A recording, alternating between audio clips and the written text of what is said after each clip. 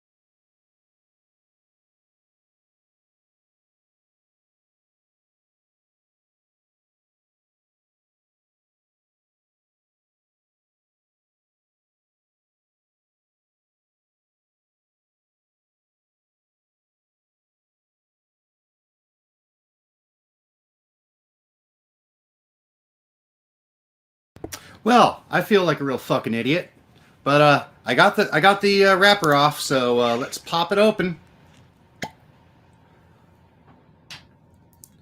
Okay, we're gonna sniff this. This actually came to me from the Czech Republic. Oh God.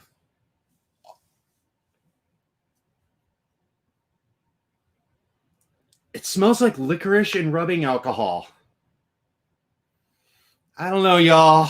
I don't know about this one. I'm starting to have some reservations. But on the other hand, again, paid $200. So yeah, we're tied to it. We are absolutely tied to it. So the next thing we're gonna do is I got sugar, and there's a teaspoon in here.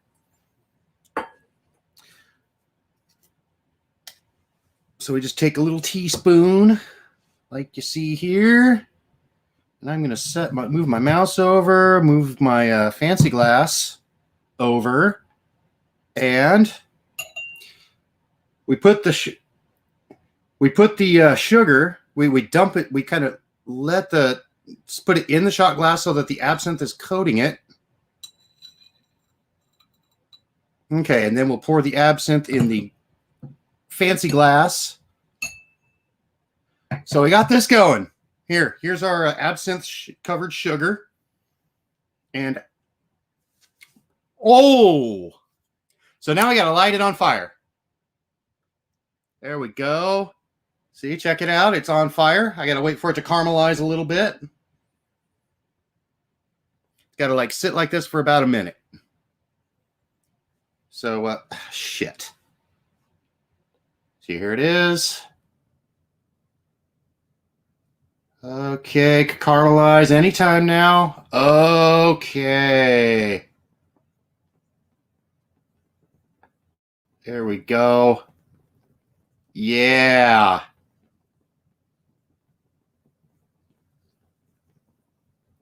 And now we got to put it in the glass and stir it. And thankfully it didn't catch fire. Hey, cool. Make sure that's good and stirred. Here's what it looks like now.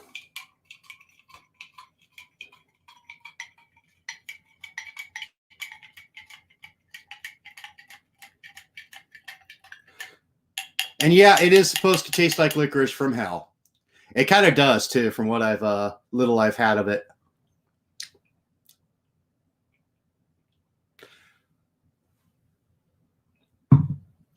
All right, so I got the sugar, got the got it all prepared. Let's I might have actually undercooked the sugar, but we'll find out. Salud.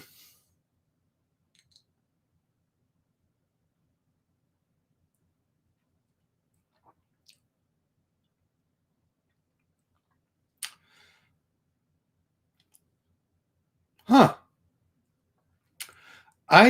Full disclosure, I absolutely hate the taste of licorice normally.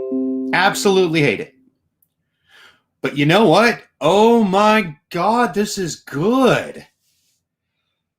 But at the same time, it makes my tongue tingle a lot. And it's really burning my lip where I've got the Texas-sized cold sore there. So, but other than that, yeah, this is definitely some stuff. 10/10, will recommend.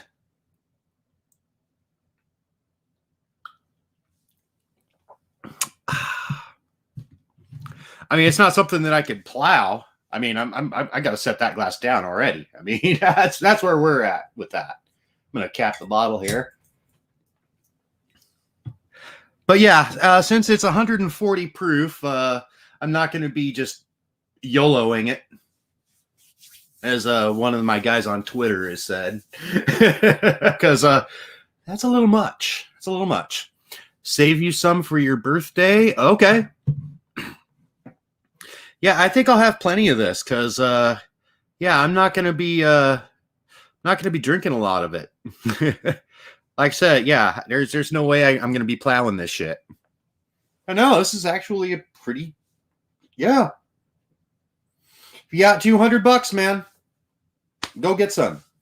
Now, the thing about absinthe that, at least when I was younger, was the big thing was that, ooh, absinthe will make you hallucinate and make you trip balls. And so I was actually doing some research on it. And unfortunately, it doesn't make you trip balls. It does kind of break because what is that? I don't know how to pronounce that. That bottom one there.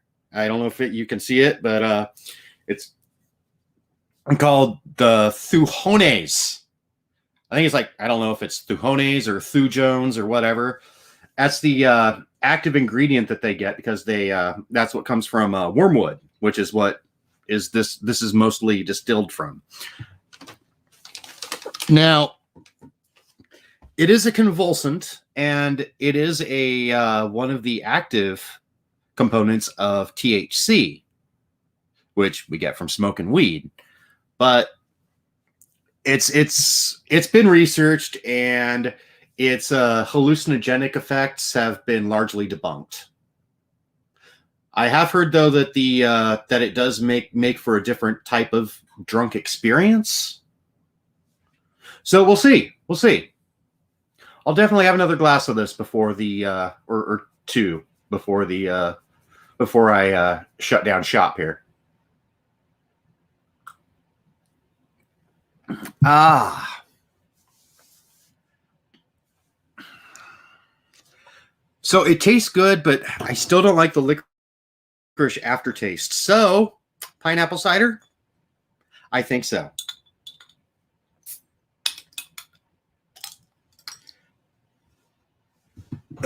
Doing it like a professional YouTuber, guys. And you know, the way I see it, I got my first copyright strike on the last broadcast I did, so I think that makes me legit now. I am a legitimate YouTuber.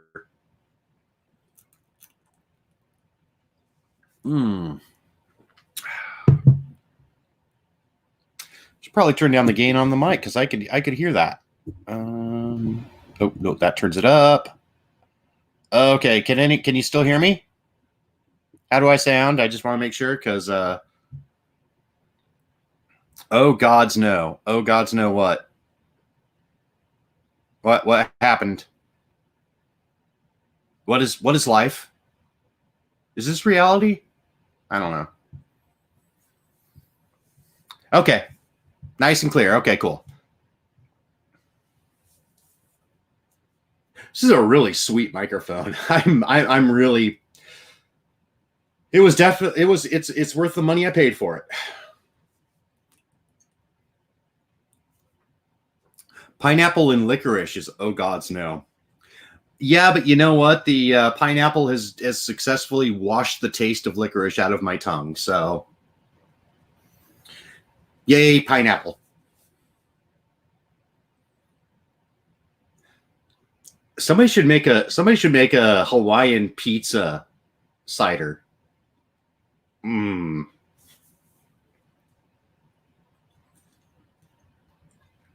Some pineapples, some tomatoes, fermented Parmesan. I mean, it can't be any worse than the turkey and gravy soda. It actually isn't. I've had it. It's surprisingly not as terrible as I was expecting. But at the end of the day, you are still drinking turkey and gravy flavored soda. So there is that. But I like licorice. Yeah, I don't. I don't normally like it. Like, I don't even like the red vines. And that's not licorice at all. But no. This is definitely not a chugging spirit at all.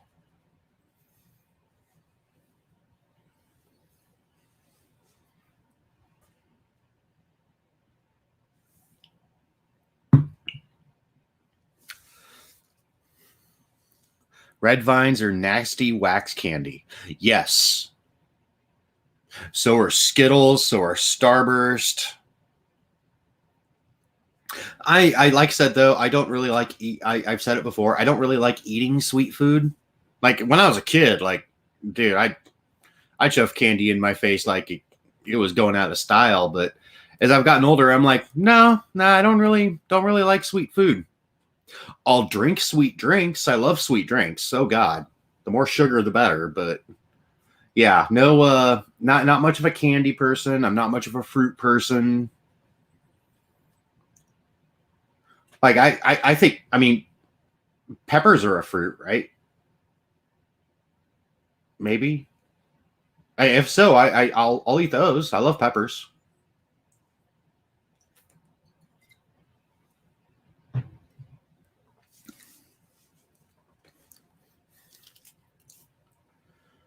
Oh. Midori sours. Yeah, well, no avocados.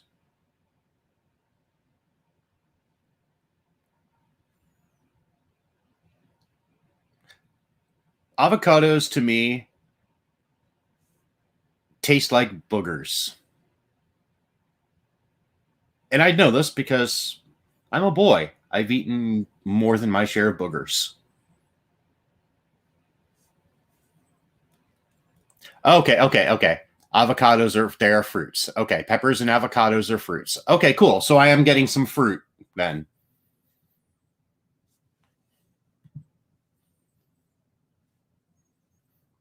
I mean, it's not part of the four major food groups, but yeah, fruit's good.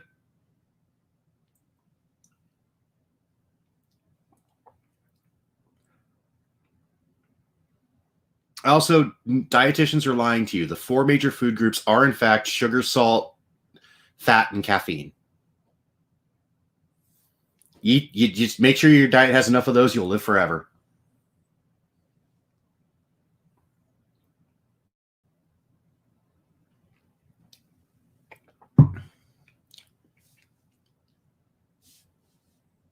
Oh.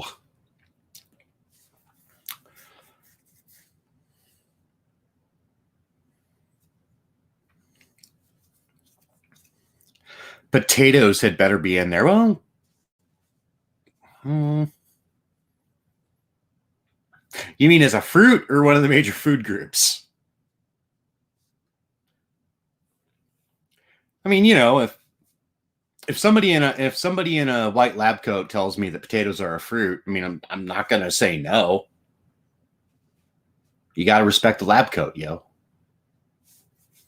Oh, food group. Okay.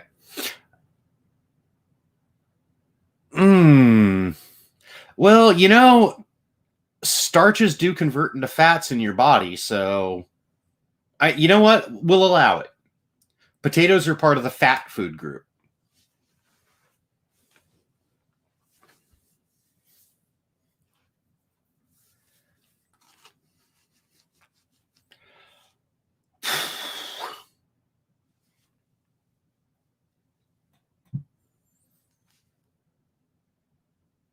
Yeah, I'm feeling this. I mean, look at how little I've actually drank from this glass. And I've actually not drank that much from the bottle here. But yeah, I'm starting to feel good.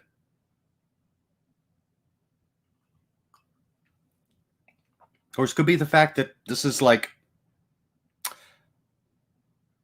70% alcohol.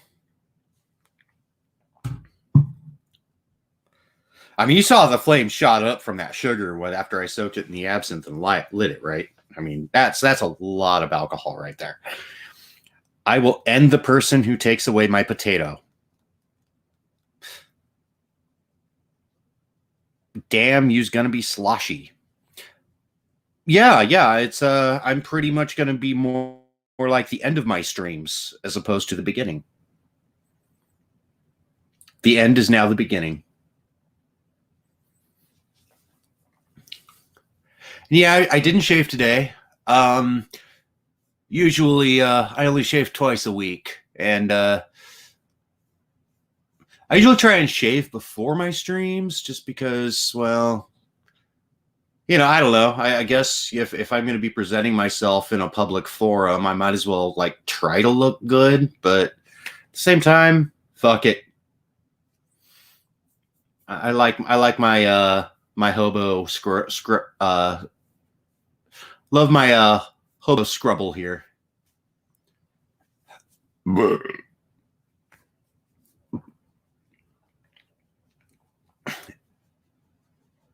And also, it tickles in just the right places. Mm.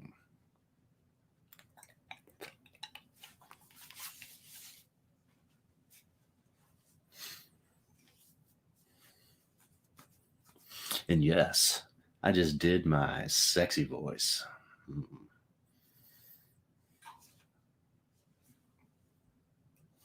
Thank you for tuning in tonight on KRAP. This is your DJ T-Bo Baggins, and tonight we're going to be talking about stuff in the butt. Yeah.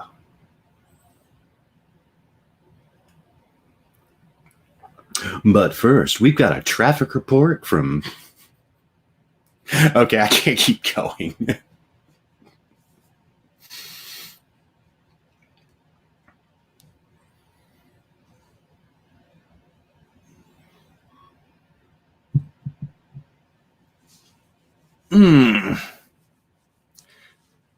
Okay, 20 minutes in, not bad. I'm already feeling a little toasty. We're not even 20 minutes in. This live's going to be this show's going to be off to a great start tonight.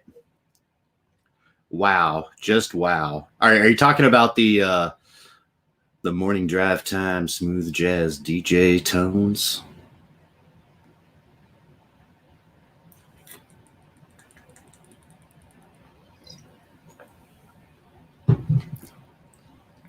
And after this, we have a full 45-minute set from Kenny G.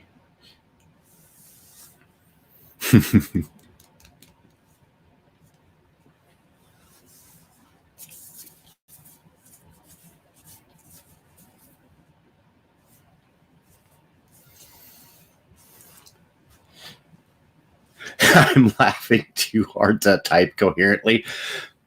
Then my work here is done. No need to thank me, ma'am. I'm a superhero. It's my job.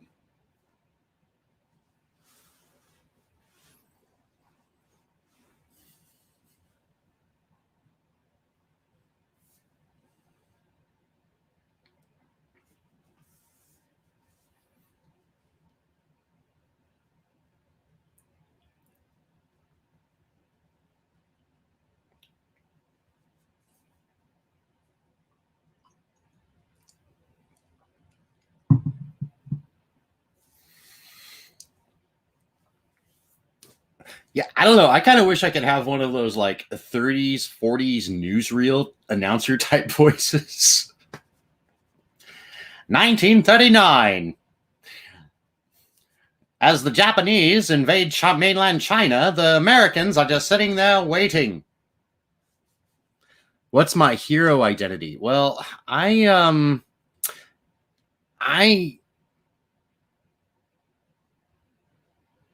don't really have one because I'm secretly a supervillain. I'm just pretending to be a hero so I can gain the people's trust. Kind of like Mysterio in that last Spider-Man movie.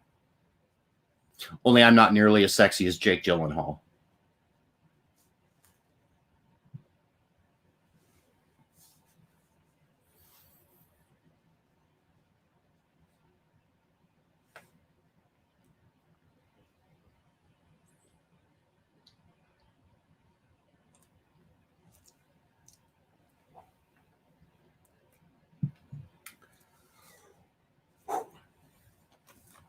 Yeah, we're going good here. Going good.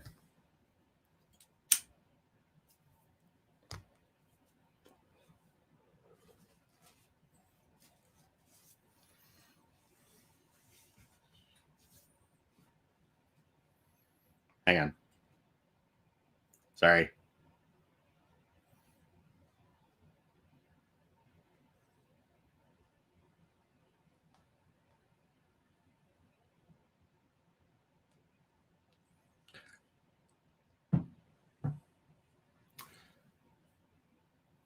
Sorry, I just got a message.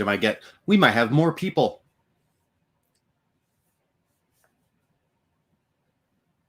So I'm trying to think of a film or something that we can watch on Friday.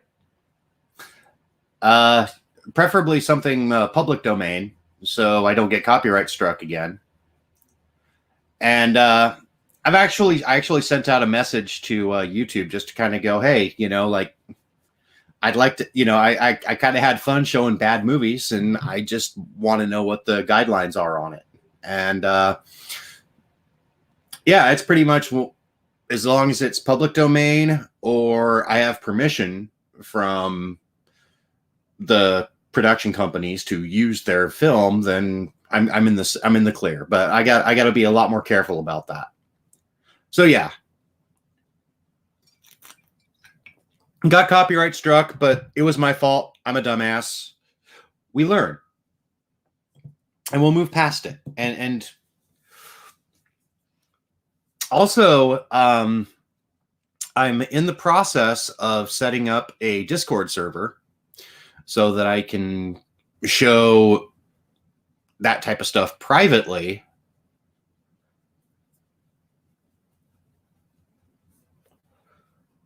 Or like, I don't know, like I'm kind of like wondering, and I'll actually like email YouTube about this and just kind of find out. Like if I do a private stream and I'm showing copyrighted work, would that be okay? Or am I going to get, are they going to strike me down again?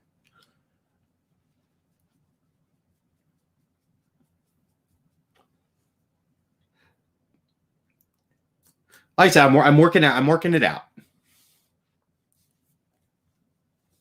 Either way, on Friday, I should have some really fun stuff to show people.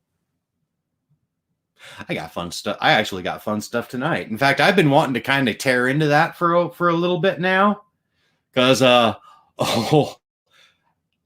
not going to yet. I want to save it. I want any audience that shows up here to savor the moment when I finally drop it on you. But oh my goodness, y'all, it's a fucking thing. It's a real fucking thing.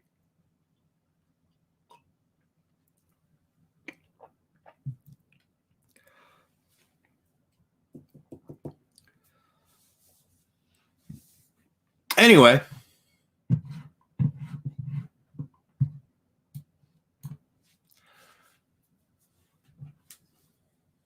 sorry,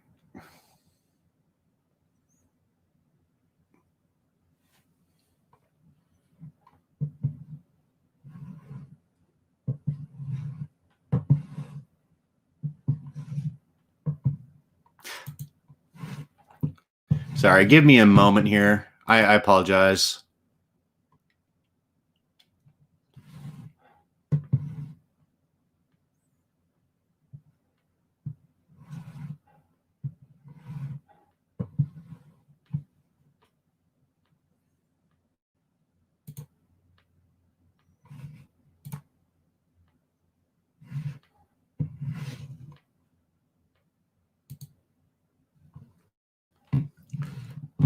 Okay. I'm trying to get a late dinner in the girls so we can pick up Doodlebug. Okay.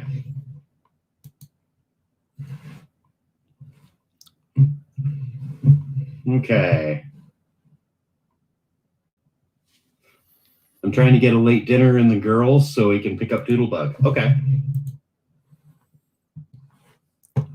And I actually just pulled up my own chat on YouTube. So that sounded really weird coming. The feedback was really weird on that one.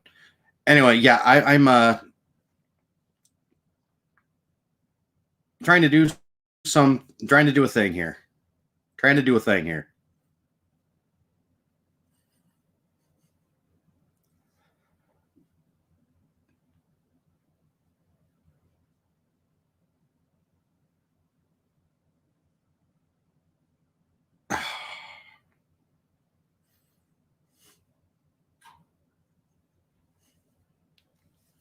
Okay, there we go.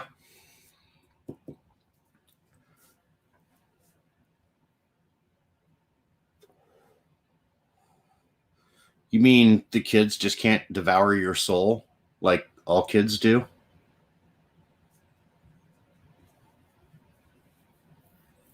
Oh, Rhiannon's there. Hi, Rhiannon.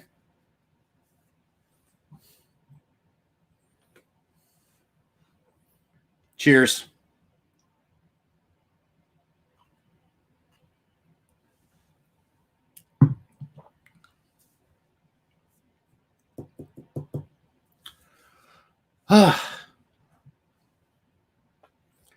I'm trying to see if I can pull more audience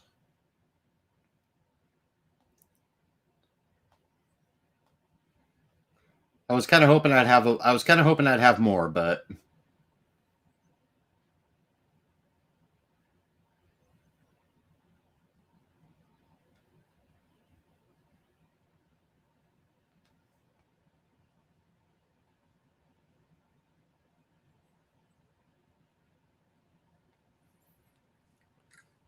I'm pretty sure they already had it for breakfast.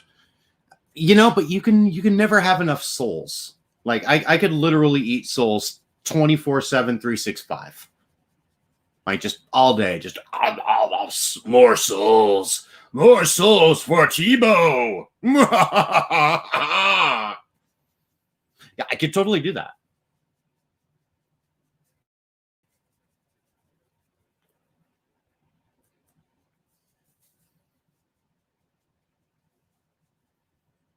The only problem is every time I say that, then people start throwing me their shoes. I don't even know why.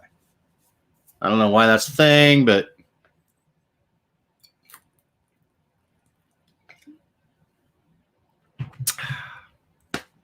having a little bit of the old sippy sippy. I'm gonna smoke some greeny green here in a second. So did y'all watch the Super Bowl? My thoughts on the Super Bowl were as well. It was definitely a game of football. Kansas City, Tampa Bay won it, but to be fair, I don't think it was really so much that Tampa Bay won as much as it was that Kansas City fucking lost. It's like the entire game, the Kansas City forgot how defense works.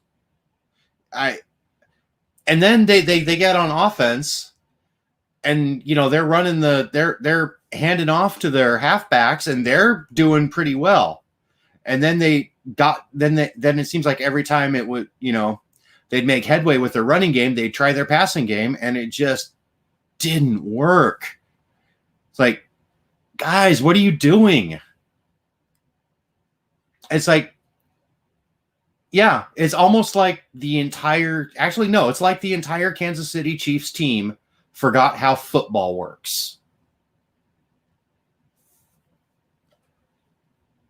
Now, I'm not really angry about it because I don't really care too much about either team. So I was just hoping for a good football game, something competitive, something close, but this wasn't it, guys. This was not it. And that halftime show sucked, by the way.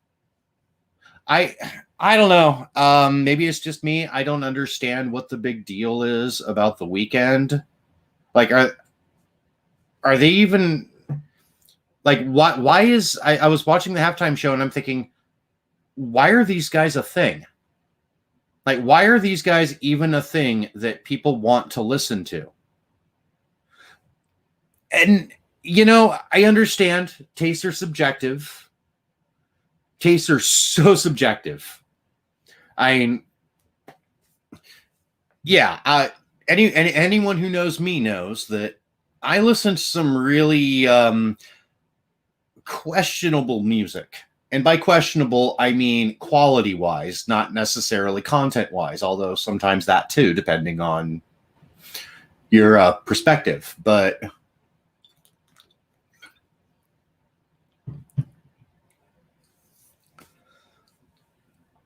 yeah, I don't get what the big deal is about the weekend. And pretty much most bands after like 1998. Not gonna lie, when it comes to music, I am literally the old guy.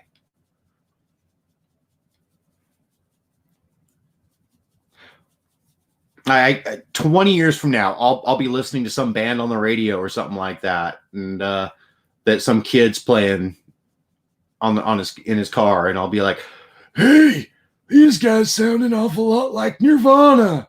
You ever heard of Nirvana? They're awesome. Saw them in 1991." Actually, true story. I did see them in 1991. Before Nevermind blew up, and they were still touring in support of Bleach, actually. Or was that 90? I can't remember. I was 16 when I saw them. So yeah, that would have been 1990. First time I saw Nirvana.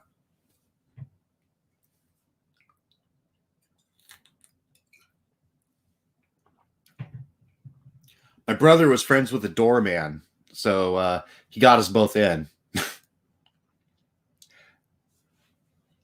Because I was at the Satyricon in downtown Portland, and that's a 21 and over club, and my brother and I were clearly not over 21. But yeah, saw Nirvana. The Melvins were there too. It was an awesome show, and nobody cares. So I'm just gonna sit here and drink my poison booze. Yeah, fun fact: wormwood is actually poisonous. So I'm literally drinking poison.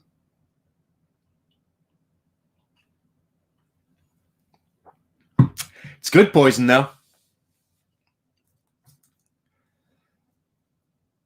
So we're gonna switch from one green fairy to another.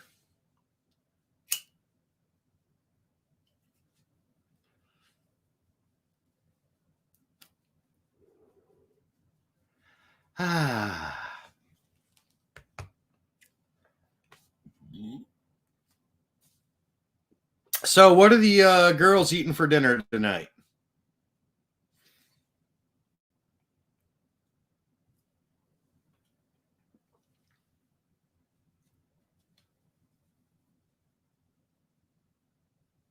And what line are you going to use to pick up Doodlebug?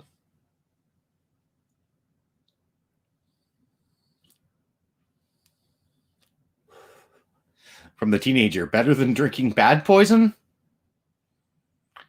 Well, depending on your point of view, all poison can be good, but this is licorice flavored poison. Homemade mac and cheese with cubed ham. Oh, I'm jealous. I do that too with my homemade mac. I cube some ham and throw it in there. I use mostly Gouda and cheddar, and I make the sauce myself. Actually, I would love to get a pasta roller. And the Doodlebug line is, "Hey, sweet boy, want to come home with me?" Actually, no, it's more like, "Hey, sweet boy, you want to come home with me? Want to watch some Teletubbies? Yeah, gonna watch some Teletubbies." That wasn't creep. You know what? No, that was fucking creepy. We're gonna pretend that didn't happen. The last 10 seconds of this show didn't happen. I'm gaslighting y'all right now. Okay? This is the gaslighting. He likes Disney. Okay. Hey, you like cars?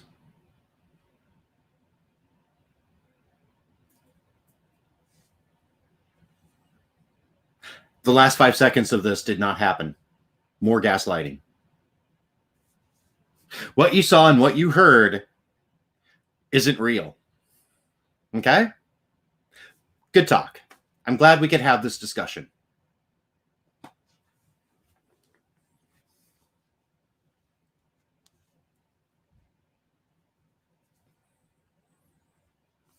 Big Hero 6, that is such a good movie.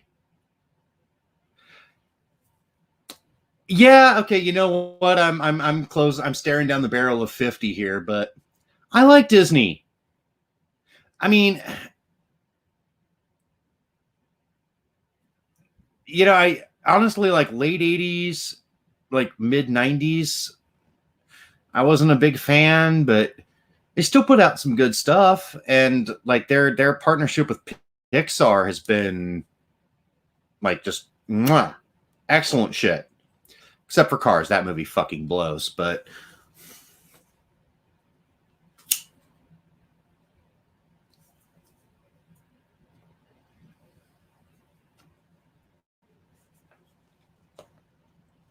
But yeah, no, nothing wrong with Disney. Disney's awesome.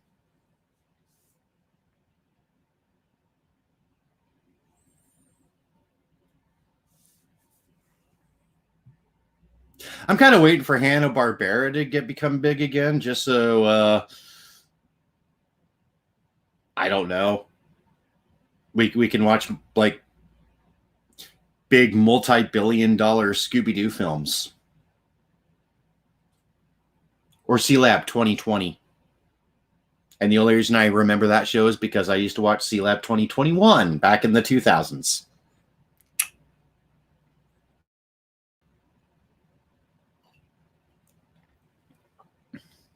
Anyone remember that show? Like, it was when Adult Swim was like first starting. Like, they had C-Lab 2021, they had Aqua Teen Hunger Force, Space Ghost. They had the Space Ghost show. What else was there? They also had like a more adult anime, like Cowboy Bebop ran on Adult Swim, Trigun. I already said Cowboy Bebop. I was about to say it again, but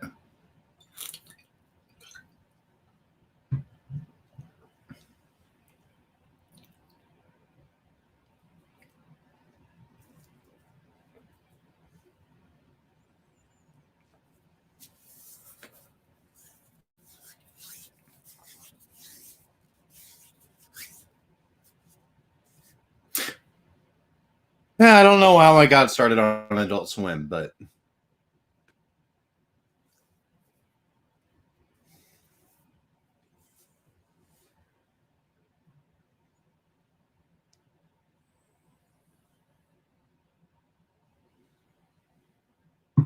I keep like lifting the glass like I'm going to drink it, and then I look at it and I'm like, nah. And then I lift it again, and I'm like,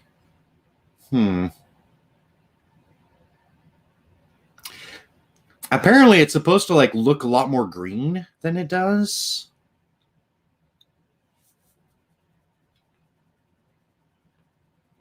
Honestly, the only other time I've had like we were talking kids animation and it evolved. Man, makes sense. And like and this shit ain't scripted, so I just go off on whatever tangent that I can because I'm high. And usually I'm also a little bit doing a little bit of the sippy. Actually, I was chatting on one of the on I was talking earlier. I was on another content creator's live, and I was pointing it out, like, because he's like talking about, yeah, don't drink or anything, don't get drunk on your lives, and I'm like, well, I kind of do on mine, but at the same time, I'm not like trying to promote some cause or some higher message or anything like that. This is just we're hanging out. There is no other meaning for this beyond it's just a place for people to just hang out and talk shit.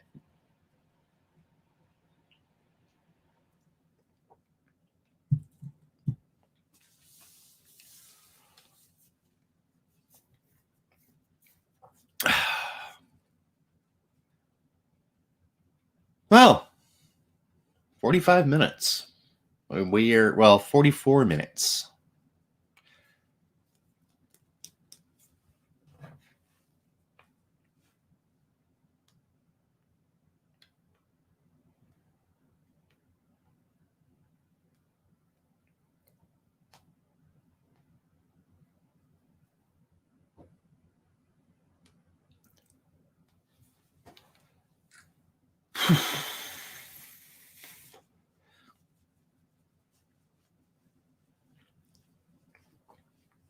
All right. So yeah, I don't know if I don't know how long I'm going to wait before I get into the stuff that I the thing that I really want to talk about.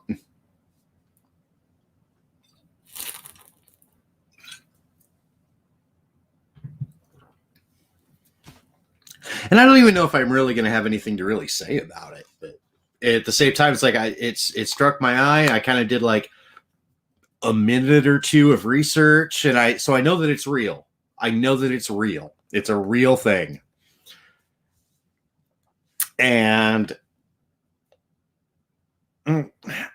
I still want to just wait. Like, it needs to just percolate in my mind palace.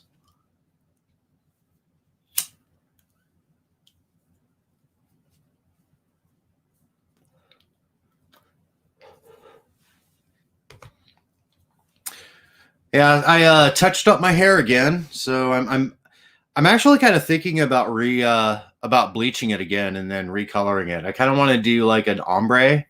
I'm thinking like something like a purple to blue. Nah, more like a blue to purple. Something like that. Something, purple to blue, blue to purple, something like that. And I shaved my sides and back again, so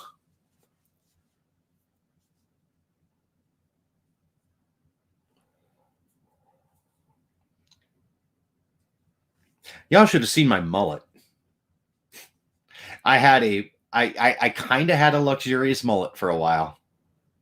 Well, it was luxurious when it was wet. My wife was so pissed. Like, while she was at work one day, because I was working graveyard, so on the way home, I stopped at the drugstore. I picked up some blue hair dye, and keep in mind, like at the time, my mullet like was down to about like past my shoulders. Like it was kind of approaching the middle of my back. You stalked my Instagram. You saw it. Okay, you've seen the blue mullet. Was it not majestic? Was it not the most majestic mullet you've ever seen?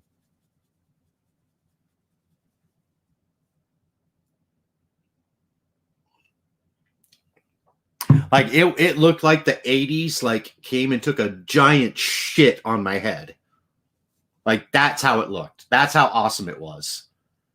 All I needed was some fucking parachute pants and that Michael Jackson vinyl jacket, the red vinyl jacket with 5,000 zippers and 2 pockets. That's all I needed. It would have been awesome. Maybe some fingerless gloves.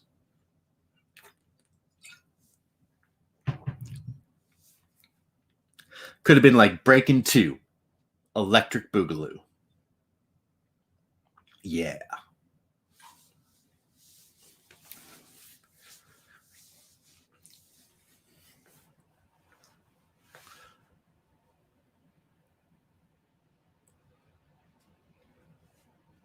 But yeah, let me know in the comments. If you stalked my Instagram, was my mullet not majestic?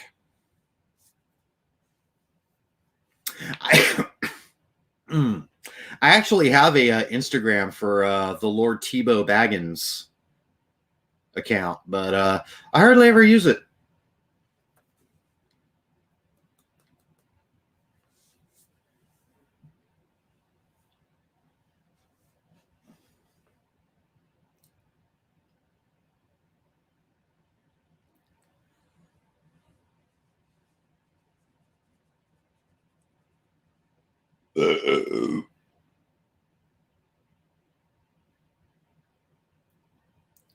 Use it.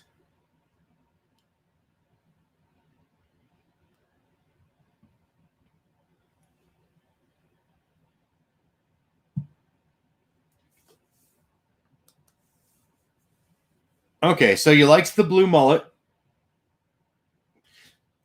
I think that'll have to be a thing that I do with my hair next then. Because I was kind of I thought the mullet looked good on me. I thought I had a good head. You have to have a good head shape, otherwise it just doesn't look quite right. But I think I pulled off that particular mullet pretty well. So I don't know. My wife hated it. She absolutely hated it. Because again, it kind of did look like the 80s took a big shit on my head.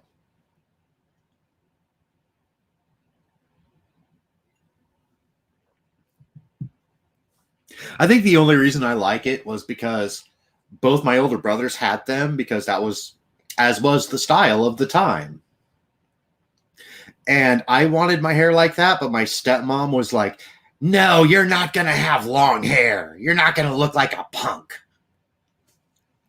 And of course, I'm sitting there like, so, I listened to the Dead Kennedys in Black Flag, right?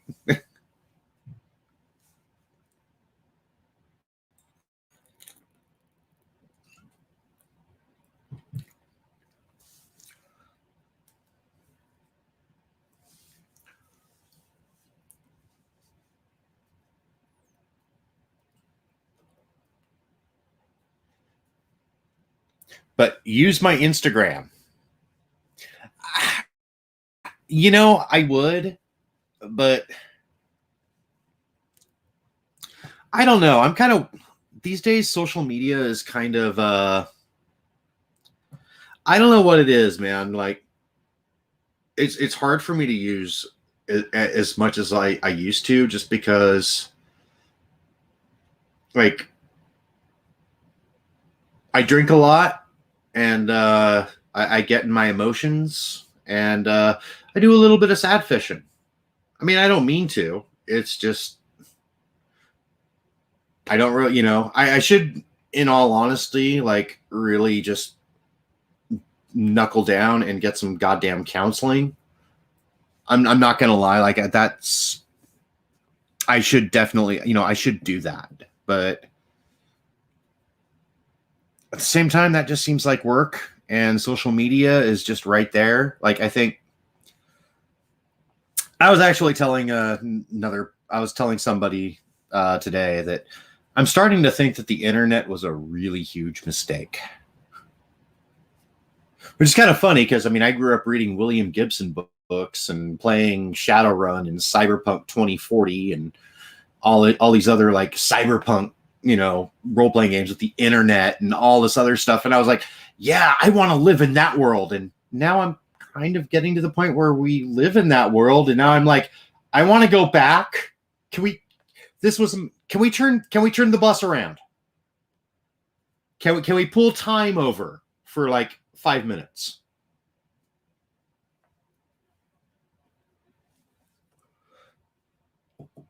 But at the same time, it could just be the fact that I'm getting old, or I'm getting set in my ways. It could be argued I've been set in my ways for about a decade now, but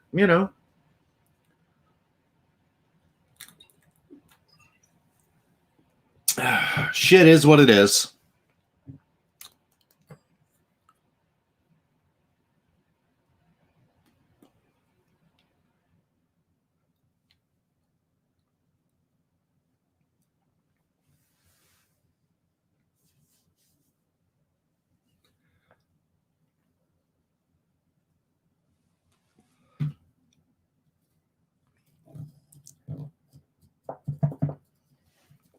So I think, just to kill some time, we're going to set up another fancy glass. And yes, I know technically it's called a goblet. I don't care. I like fancy glass. It's more work to say. Goblet is less syllables, but fancy glass. Gotta set that down. Where's the cork? Okay. Another weird thing about it is, I don't know if you can see that, but that is all the fennel and cereal seed and bits of wormwood. Wonder what would happen if I actually ate this. Would I die?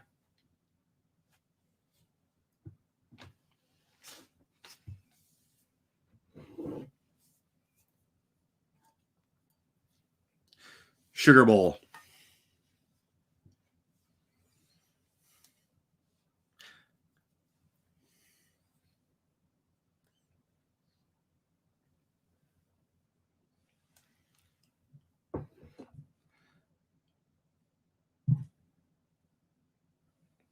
I'm gonna put the fancy glass on by my dick. So we gotta dump this in there. All right. Pour that in there. Okay. Got the absinthe in the fancy glass. Now, there we go.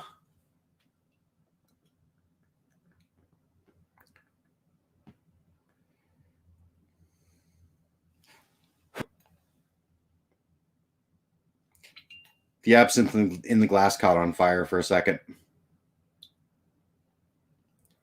All right.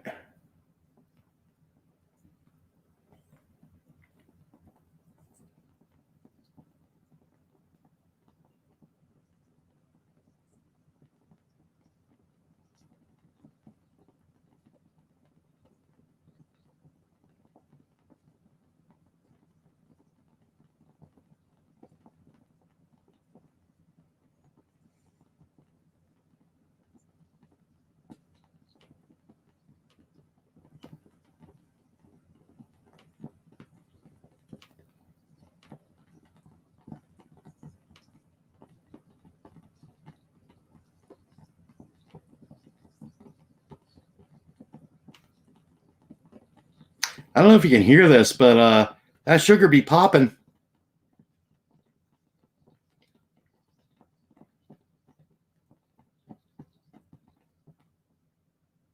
All right.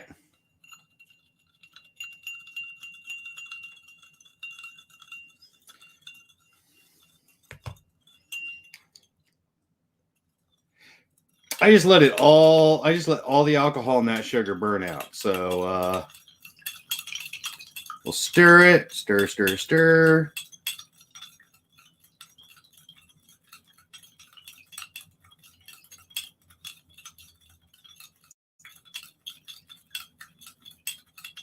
Please use the Insta.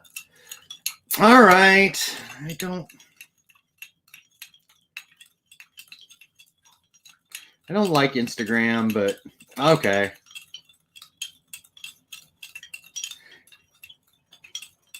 It's just the same as my name on here, so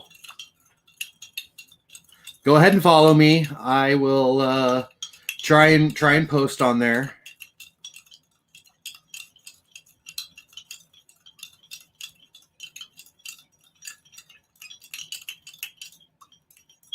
Okay, you know what? I think that's good. We've obsessed. Okay, maybe a little more.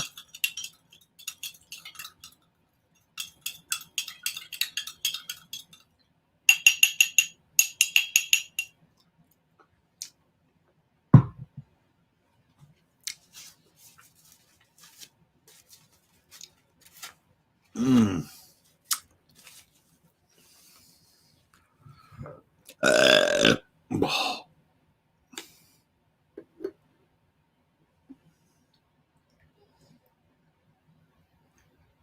Pour some water in there, and then we'll stir that.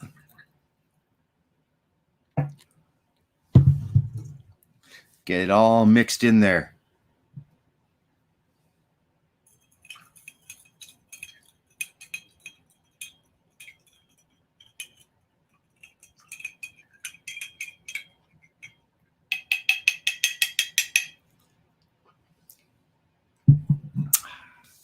All right.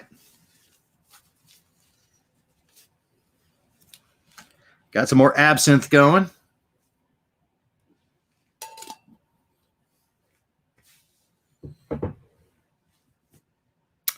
Though I am curious.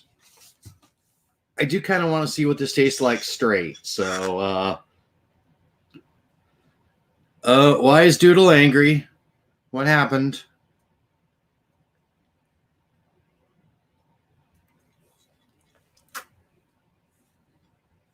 Mmm.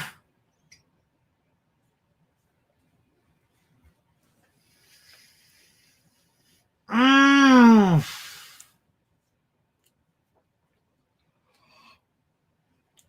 Mmm.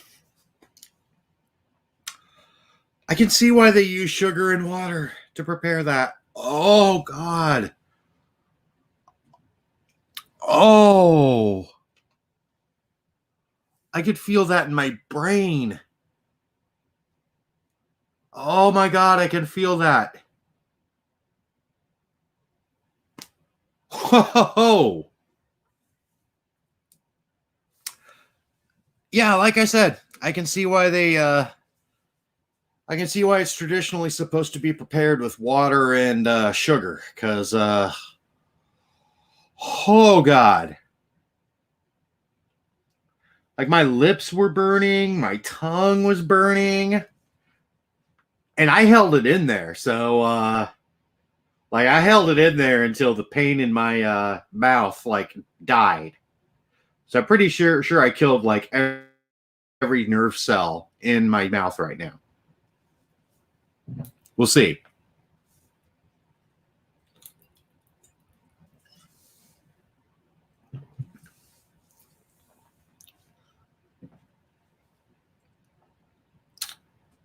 Okay. I got a follower on my Instagram.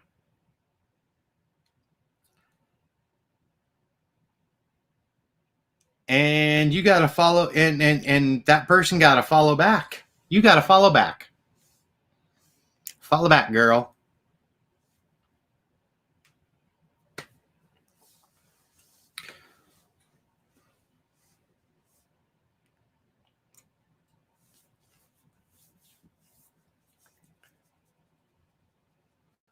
Whew. No, seriously, I can still taste the straight absinthe in my mouth. I just took a swig of pineapple cider and I can.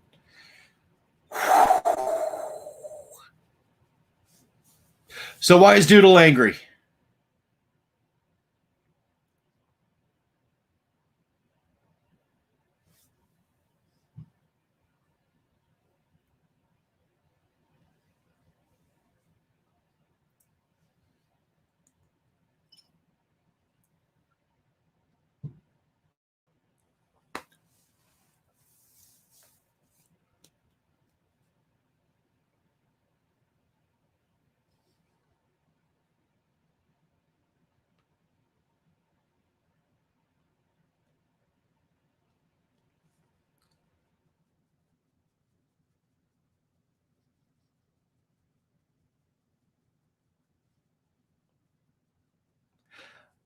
Can you please talk to the Tracy?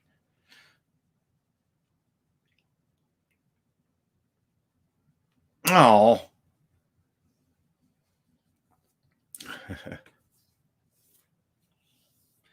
Well, like I said, Doodle, um, I can't really hear you when you talk, but yeah.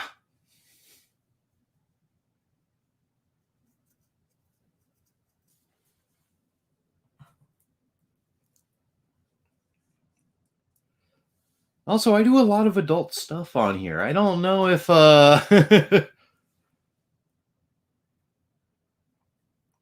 mean I want to think of this as my fan base, and I'm glad that I have one.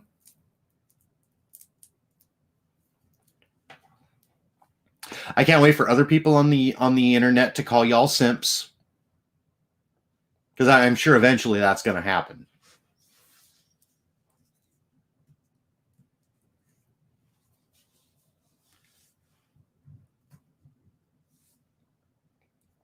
Anyway, hi Tommy, how you doing?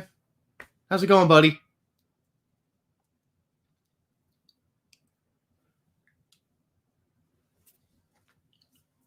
So who else watching me over there?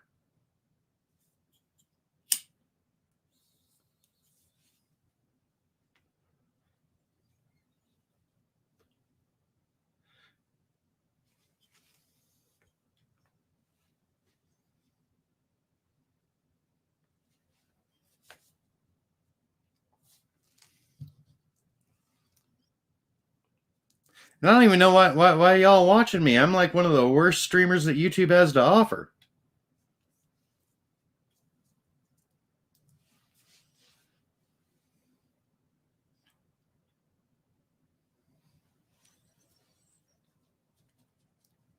There are people on YouTube that just take videos of their own poop who have more personality than I do. The face, oh my fuck, the face.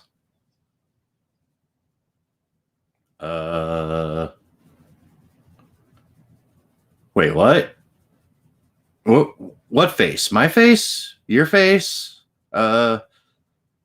Whose face are we talking about here? And why are we oh my fucking about it? I mean, because if we're talking about mine, it's not my fault. It's all genetics, babe.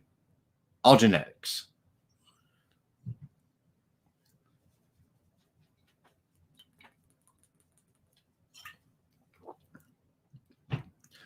But it's okay because someday I'm going to have my consciousness downloaded into a giant robot gorilla with lasers, and all of this is going to be a moot point.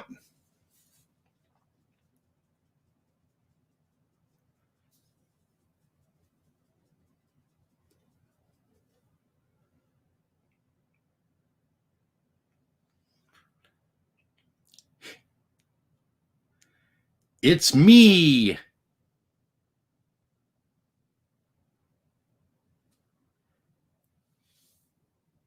Hello, me. It's me again. I just dropped a Megadeth reference on y'all. You're welcome.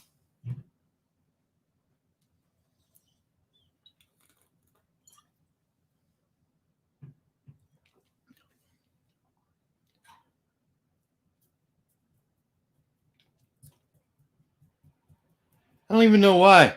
Megadeth kind of sucked. Honestly, in that whole like 80s thrash metal craze that started, my band was always Anthrax. Yeah, I still think they're better than Metallica or Megadeth or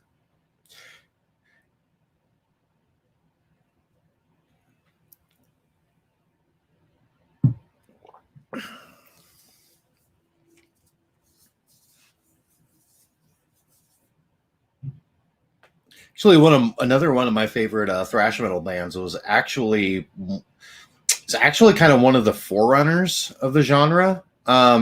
Dirty Rotten Imbeciles, DRI. They actually, when they first started and I first learned about them, the phrase thrash metal hadn't quite come into parlance yet, so they were basically called a punk metal hybrid. And I listened to one of their big albums. Well, bigger albums. They're not a very well-known band, but my brother had a copy of it, and the first time I heard it, like I literally took that thing out of the goddamn boombox so I could put it in my boombox with a blank tape and record that, because oh, you guys, that was some music. Dirty Rotten Imbeciles, DRI. And if you want a really good starting point for that band, check out their album Crossover. You're welcome. He's angry because he's tired. Well, fair enough. I mean, it's 8:00 at night. And he's like 4 years old.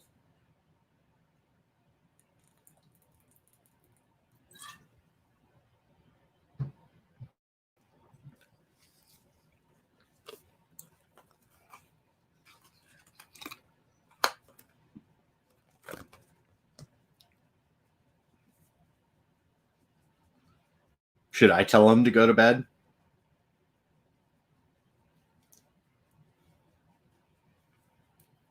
Or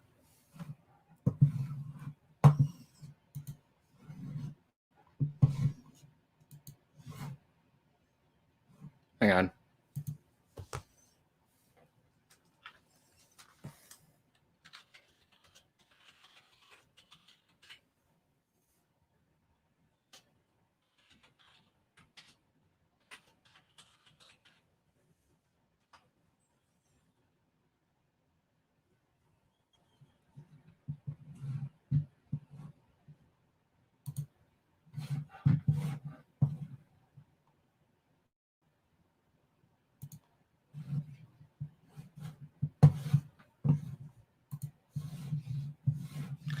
Just me and Doodles now. Okay. I have a special message for Doodles.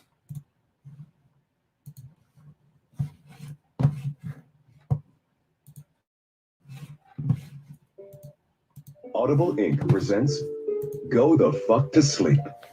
Written by Adam Mansbach. Narrated by Samuel L. Jackson. The cats nestle close to their kittens. The lambs have laid down with the sheep. You're cozy and warm in your bed, my dear. Please go the fuck to sleep. The windows are dark in the town, child. The whales huddle down in the deep. I'll read you one very last book if you swear you'll go the fuck to sleep. The eagles who soar through the sky are at rest, and the creatures who crawl, run, and creep.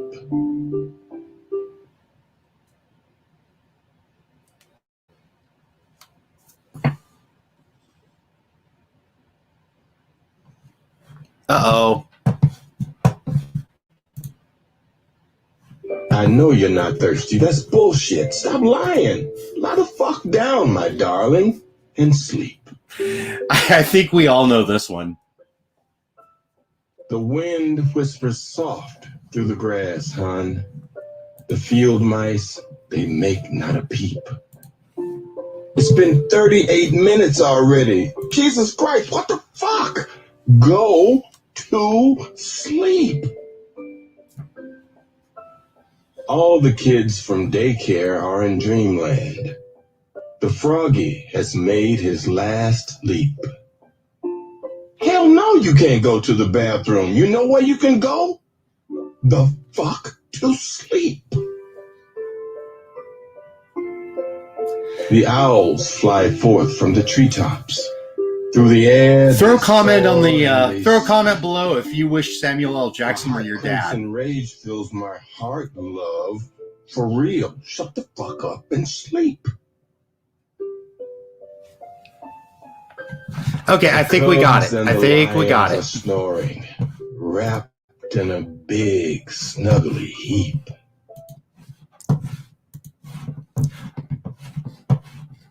I think there's about a 7 or 8 minute lag in my comments. Oh, are you on your phone, or are you on like a PC or iBook or something? You might have to refresh or hit the live button. Oh, hang on. I think I got a text message.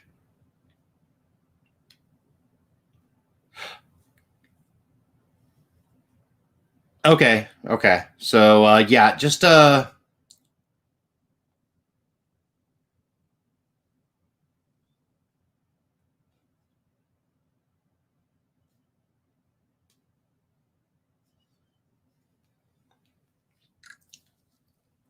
yeah, I don't know if you're on your phone or if you're on a PC or an iPad or something like that. So I think if you're on like your phone or on your iPad, you can just refresh and it'll bring you back up to speed in the stream. But I know on PC, you can click the live button and it'll bring you right to the point where we're live.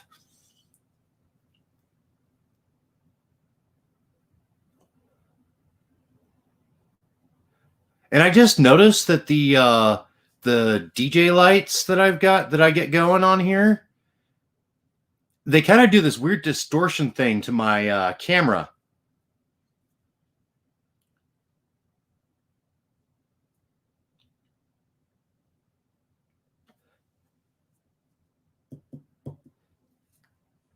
Better? I don't know.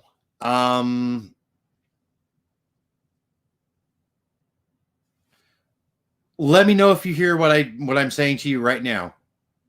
Just type yes.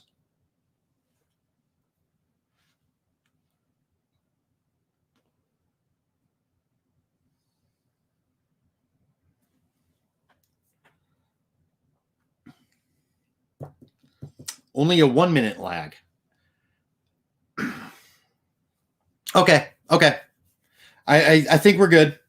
We're better than we were.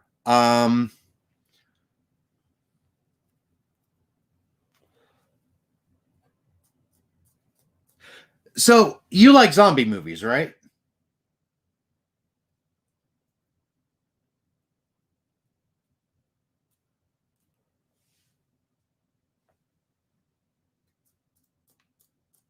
What are your thoughts on zombie movies? Personally, they're my favorite. My all-time favorite horror movie is, in fact, the original Dawn of the Dead by George Romero.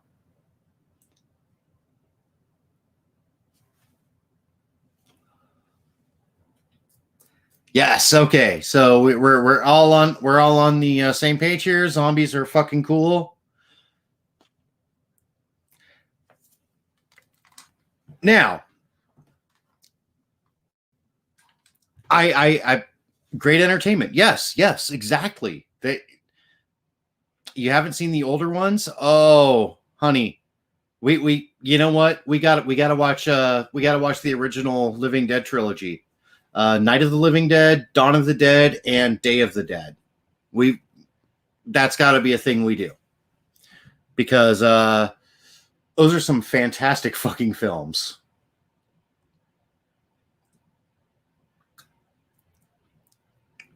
My mother was crazy and didn't allow extreme action movies or horror on the house. Yeah, neither did my stepmom, but it wasn't really because she was crazy. It was just because she was super conservative.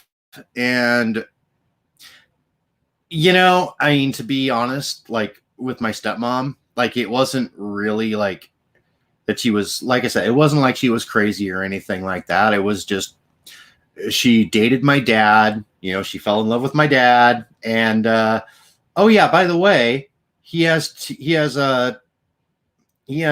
kids. So like she went from being single and young and having no kids and having a life ahead of her to hooking up with this dude who's got like a 7-year-old and a 5-year-old bopping around the house. I think she was kind of grasping at straws to, be a good parent, because she didn't really have a frame of reference for it at that point. Anyway, back to zombies. What if I told you that the government actually has a contingency plan in place for zombie apocalypse? I'm just going to let that sink in. Yes, it's absolutely true, by the way. The U.S. government has a contingency plan in place for a zombie apocalypse. I have receipts. I have receipts for this. I mean, this isn't just me like saying shit. I actually do have receipts for it, and I do have a context for it. So the plan is actually called Contingency Plan 8888, also known as Conplan 8888. And it accounts for a zombie invasion. Yeah. So we're just going to kind of stream over some stuff here. Here's the Wikipedia entry on it. And this will actually provide some context for what this is about. I mean, just so we're clear, we're not spending like billions of dollars in tax money to the government so that they can prepare for a zombie apocalypse. I'm just throwing that out there. This isn't what we're saying. We're not talking about this. But anyway, let me go to the Wikipedia tab. God, I'm so glad I get to share this. It blew my fucking mind when I learned that this was real. So CONOP 8888. also known as Counter Zombie Dominance, is a U.S. Department of Defense Strategic Command CONOP document, which stands for Contingency Operations, that describes a plan for defending against zombies. The April 30th of 2011 document depicts fictional scenarios of zombie attacks as a means of training students in military planning. Okay, so there's your context for it. It's not like, West Point trainees are taking classes on how to save the United States in the event of a zombie apocalypse. It's used as a training exercise. Okay. So we've got that. And the funny thing is, the references. What's wrong with the Pentagon's plan to thwart the zombie apocalypse? So there's somebody in a major media outlet who has also read this documentation, which I will drop on you. I will drop this on you. But there is somebody like going, well, actually, this zombie contingency plan is wrong. And I don't have a neck beard, so that's why I'm doing this, is so I can impersonate a neck beard. But yeah, okay, so let's see what's wrong with the Pentagon's plan to thwart the zombie apocalypse. Okay, you know what? I need some fucking absinthe.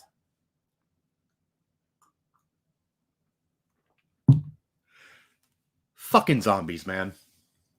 So yeah, let's go check this out. Make sure I'm sharing it. Okay. Cool beans. Oh fuck. Is this gonna be one of those? It's behind a goddamn paywall, and we are not paying for paywalls. Fuck this. Okay. So we've got it established. The government has a plan in place to thwart a zombie apocalypse. It's used as a training exercise and not like a real thing that the government is actually worried about. At this point, you need some, right?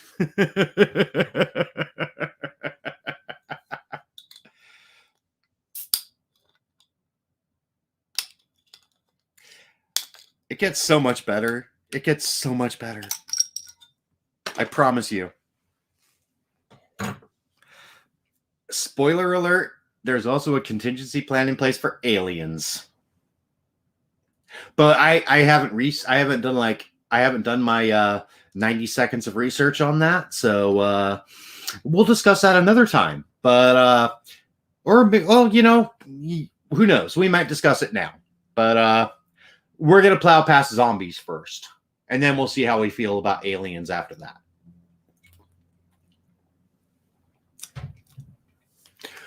But anyway,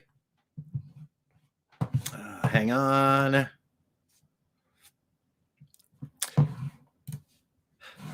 So here's the part where I tell you that we actually have the document, the actual Department of Defense contingency document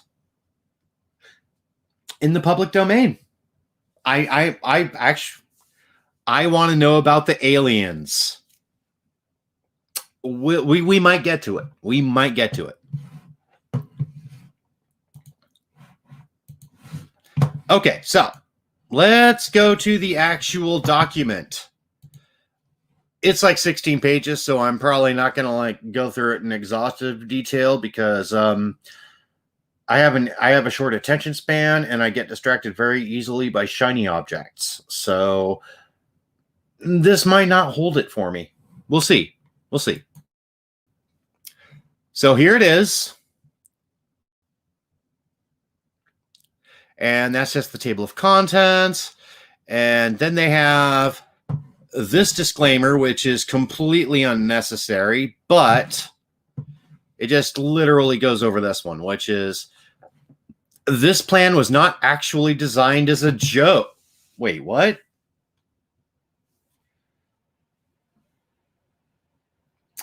Not actually designed as a joke.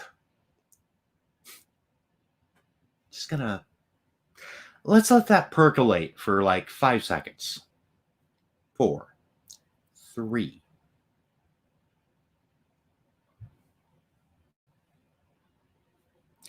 During the summers of 2009 and 2010, while training augmentees from a local training squadron about the JOPP, members of a U.S. Stratcom component found out by accident that the hyperbole involved in writing a zombie survival plan actually provided a very useful and effective training tool.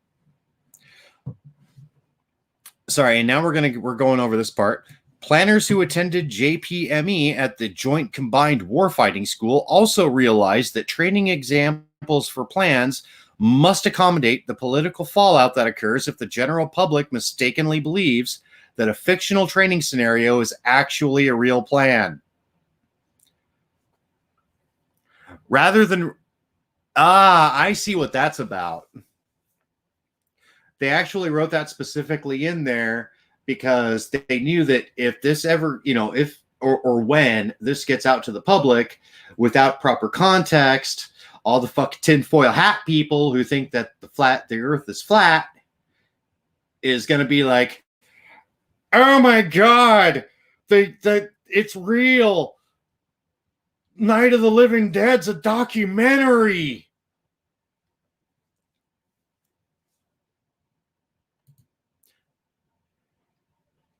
So they elected to use a completely impossible scenario that could never be mistaken as a real plan.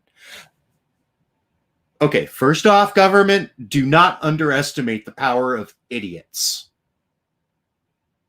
Do you know how many websites there are discussing fucking chemtrails? No, seriously. Let me know, government. I'm sure that there are people out there who've read this in the wild and have already bought up all the guns that they can, and they've got a cabin up in the mountains because they're worried about the fucking zombies.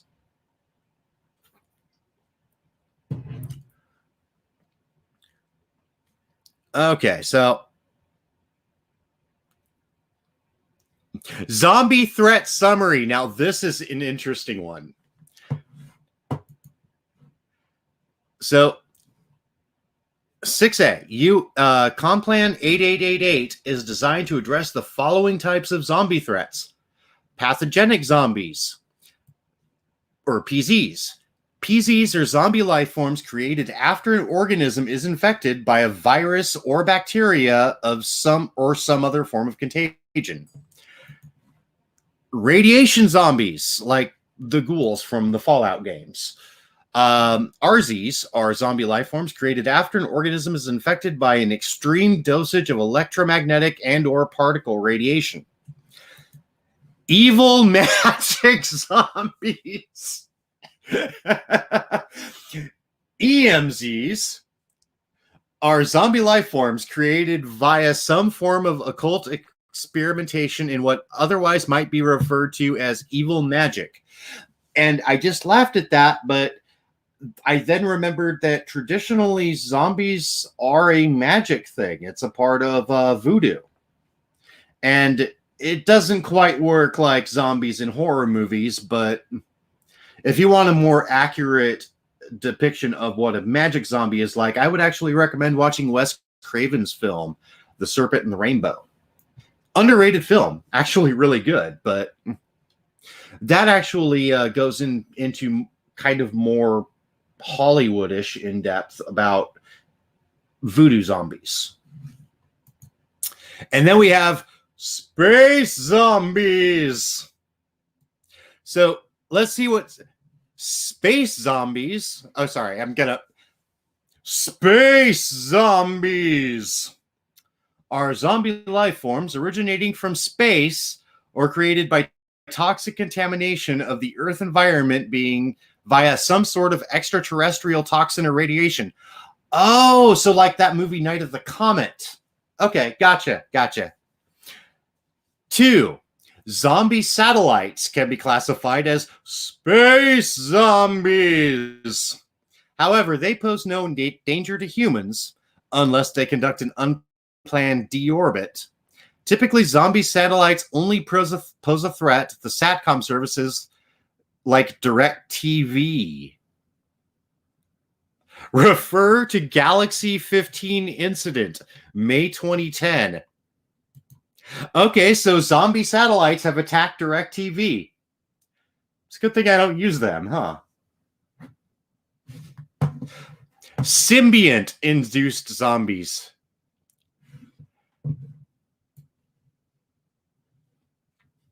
Symbiont-induced zombies are zombie life forms originating from the introduction of a symbiont life form into an otherwise healthy host. Although the symptoms of symbiont zombieism is similar in most regards to pathogenic zombieism, the symbiont does not kill the host organism quickly or at all. However, there is no known way to save an organism after zombieism has occurred, even if the symbiont is removed. So it's venom. I'm glad that they're covering like a whole broad spectrum of pop culture here.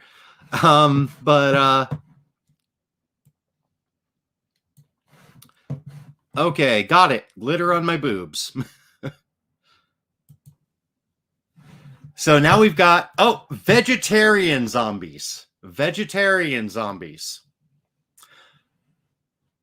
VZs, or zombie life forms originating from any cause, but pose no direct threat to humans because they only eat plant life, as indicated in the popular game Plants vs. Zombies.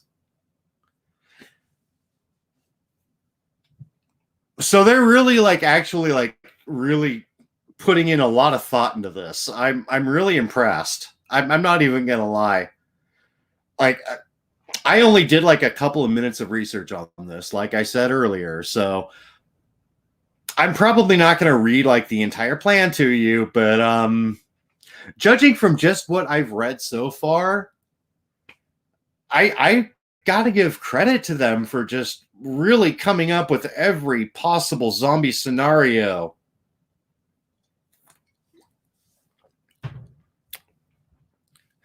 So, although vegetarian zombies do not attack humans or other animal life, they will consume all plant life in front of them. They can cause massive deforestation or elimination of basic food crops essential to humans, such as rice, corn, and soybeans.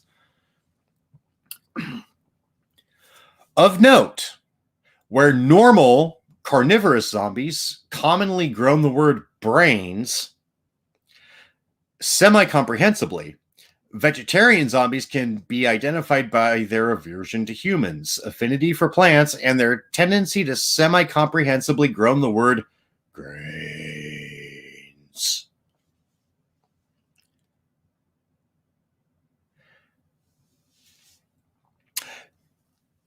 So let's chicken zombies.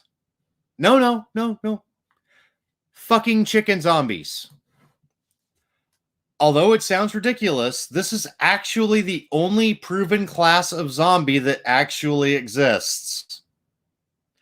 So all those other zombies, that was bullshit. But chicken zombies, that shit's real, y'all. So CZs were first documented in Jonathan M. Forrester's December 2006 online article, Zombie Chickens Taking Over California. I would love to see a movie about this. So, chicken zombies occur when old hens that can no longer lay eggs are incorrectly euthanized by poultry farmers using carbon monoxide. The hens are then deposited in large piles to decompose. The hens appear to be dead when buried, but inexplicably come back to life and dig themselves out from the piles of dead chickens. After reaching the surface, CZs stagger about for a period of time before ultimately expiring due to internal organ failure.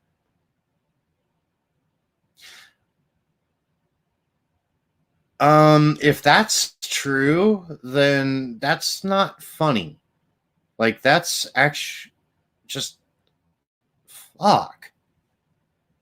Is that even real?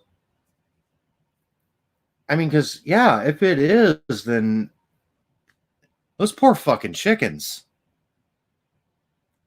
And I joke around all the time about it. I love meat. Like, I am very much a carnivore in my heart.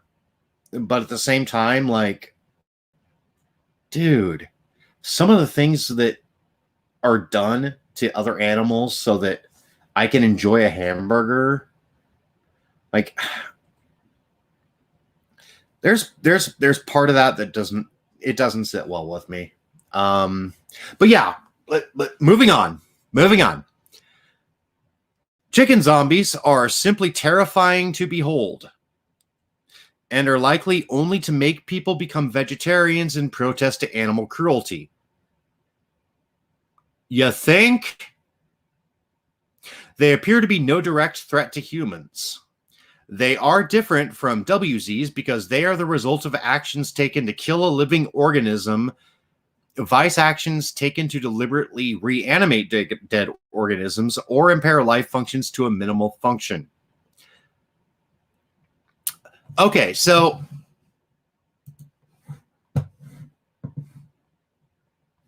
send me a link to the zombie plan. I'm actually going to put that in the description. I will put that in the description after I'm done filming this. And anybody who wants to can go check it out. But yeah, I'm not going to go over the whole thing. I think we're good. Actually, I will go over it at later depth and maybe continue discussing this along with the aliens thing. I don't think I'm gonna do that right now. We'll see, but I do have a Cliff Notes version of the zombie plan in video form, no less. So this is actually what got me onto this. I'm subscribed to a guy. His name is Mr. Terry History, because I love history. Like, I am a huge history guy. And if I would actually recommend going to Mr. Terry History's videos. I will drop that in the description, and give him a look. He basically, what he does is he watches other YouTubers make history videos, and he reacts to them. He's an actual history teacher, so he does know his stuff. But are vegetarian zombies just vegans? Yeah, actually. I mean, did you ever see the zombies in Plants vs. Zombies like eat chicken eggs or anything like that?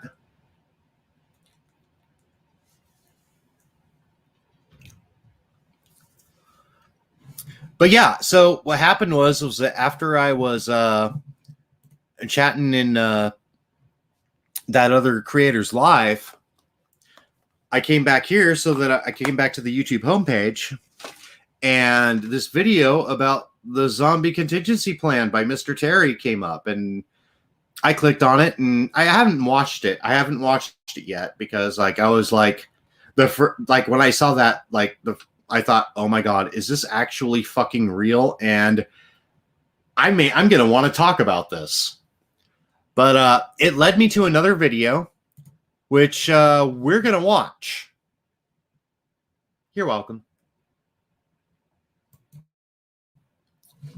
Okay, we'll put it on full screen, and boom. You wake up one day and groggily rubs to sleep on your eyes. After a few moments, you're alert enough to reach for your phone. Time to catch up on all the messages and Instagram likes and Facebook posts you missed during your sleep. I don't get your any of phone's that. not working. So- You have no service, and that should be impossible because you recently ditched T-Mobile. Shrugging, you reach for your laptop and flip it open, double-clicking on Firefox because Safari and Chrome are trash browsers. Oddly, Firefox refuses to load. You check your laptop's connectivity, and sure enough, no service again. Weird, you think to yourself as you throw on some pants and check on your desktop, which also has no internet connection. Now, edging to a full-blown first-world panic, you head downstairs to make sure Mom paid the internet bill. You find her there in the kitchen, aimlessly mixing something. You can't quite tell what it is because she has her back turned to you, but you think you hear her slightly groaning. Hesitantly, you call out to your mother, whose body suddenly jerks as she turns around slowly, moving very, very stiffly. As she turns to face you, you're horrified to see her dead eyes staring at you. And with a growl of brains, she leaps for you. You make a run for it, rushing outside and fleeing for your life. But the neighbors spot you and take off running after you too.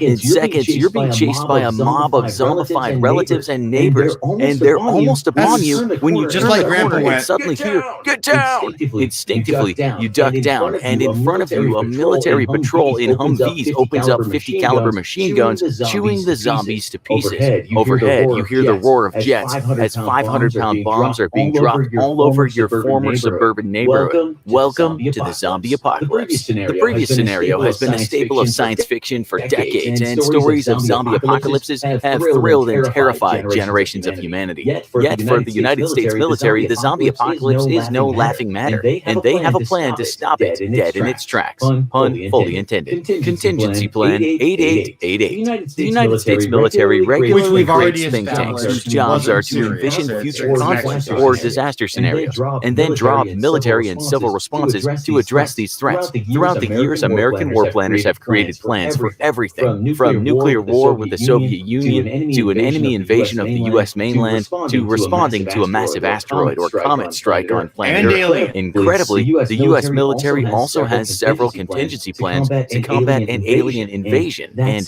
that's no joke. These plans are highly secretive, as are the other contingency plans, and present military options to combat a variety of different alien invasion scenarios, at least to the best as our limited technology allows. Yet one of these contingency plans is unclassified and has been public knowledge for years. That's Contingency Plan 8888.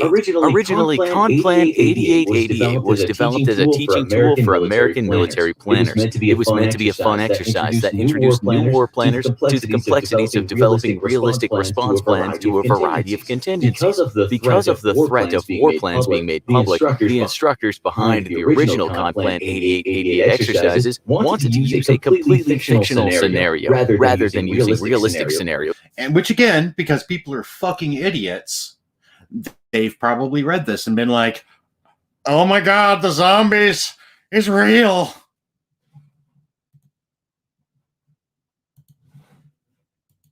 With real nations that could be misconstrued in the public eye as an actual war plan. Because the U.S. military actually has realistic contingency plans to counter an alien invasion, it was decided that zombies presented the best option for developing a practice war plan to allow students to learn the ins and outs of military planning. However, just because Con Plan 8888 was developed as a teaching exercise and not taken very seriously does not mean that it's a credible and fully functional plan. If zombies ever did kick off an apocalypse, Con Plan 8888 would be there to save the U.S. from extinction. So what does Con Plan 8888 involve? First, the plan addresses the threats from a variety of different types of zombies. First is the PZ, or pathogenic zombies. These are zombies who are created after a host is infected by a virus, bacteria, or other form of contagion. Next are RZs, or radiation zombies. These are zombies created by extreme exposure to electromagnetic and/or particle radiation. EMZs are evil magic zombies, or zombies created by an evil occult force. SZs, or space zombies, are zombie life forms that originate from outer space,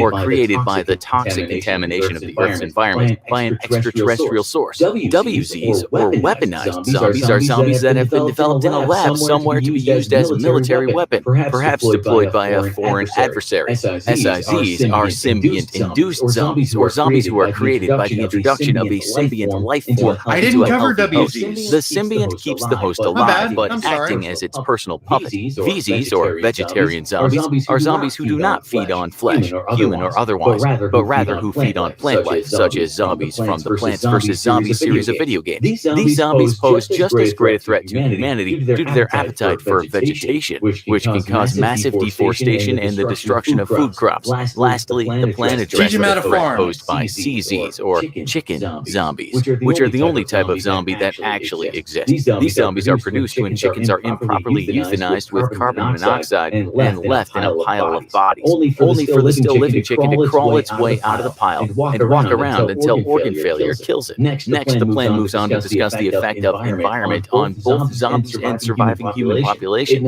It notes that pathogenic zombies will be vulnerable to ultraviolet light thanks to the UV light's ability to impair the function of RNA, which comprises most viral life forms. Thanks to this sensitivity, pathogenic zombies are not expected to be active during noon or in bright sunny conditions, and will likely be active at night. Evil magic zombies, space zombies, vegetarian zombies, and weaponized zombies are believed to be immune to any extreme meteorological phenomenon except for fires, floods, tornadoes, or tsunamis.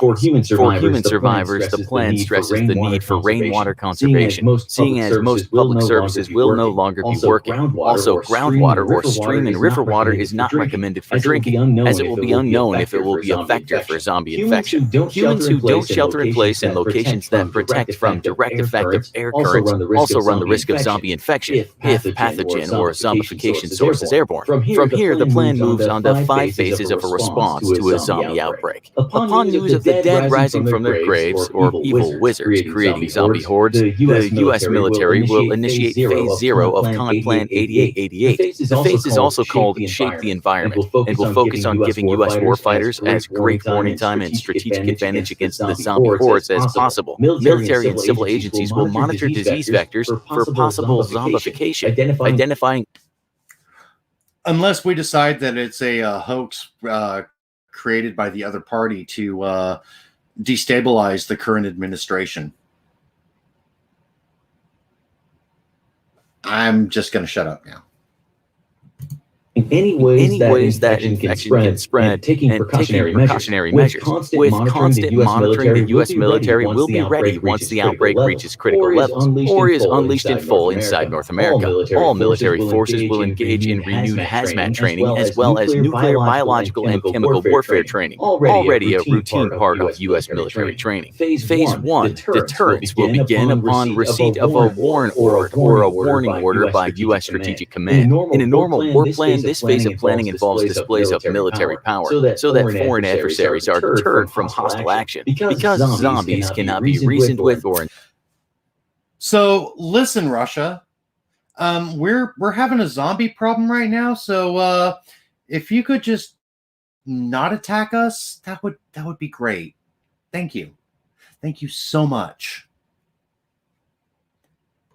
Intimidated, however, other forces which could further spread a zombie plague or aid in a zombie apocalypse, such as terrorist groups, adversary nations, and unethical bio-research companies, like are Umbrella targeted Corps. instead.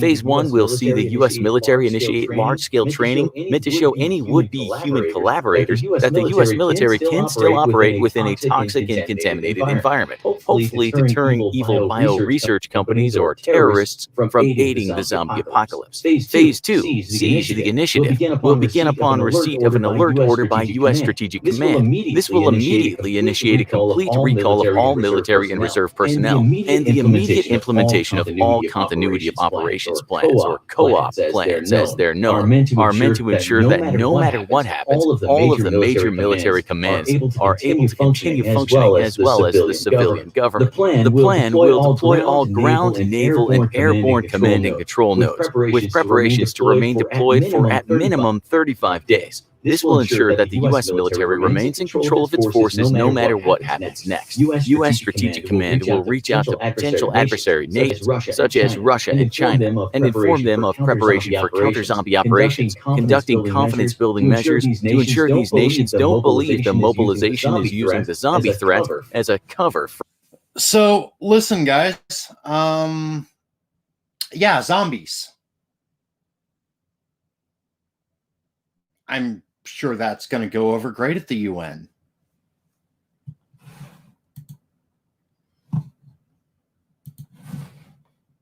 for military action against their own countries. The U.S. Air Force's Global Strike Command, in conjunction with assets from other services, will immediately generate forces for strike missions against zombie horde concentrations, not just here in the U.S., but abroad. The rest of the U.S. military will immediately begin fortifying civilian defense zones and enforcing quarantines where applicable. Phase 3. Dominance will initiate a massive American military response against the zombie threat. Combat operations must be swift and completely eradicate zombie concentrations, as even a lone survivor can reignite a zombie outbreak. Cities and other major population centers may need to be indefinitely blockaded by military forces while the civilians are relocated to more remote areas. Phase 4. Stabilization will begin no earlier than at least 40 days after the initiation of Phase 3 operations. U.S. military forces will begin initiating local reconnaissance operations in order to determine the strength of surviving zombie forces. They'll also locate isolated pockets of survivors and shepherd them to secure areas,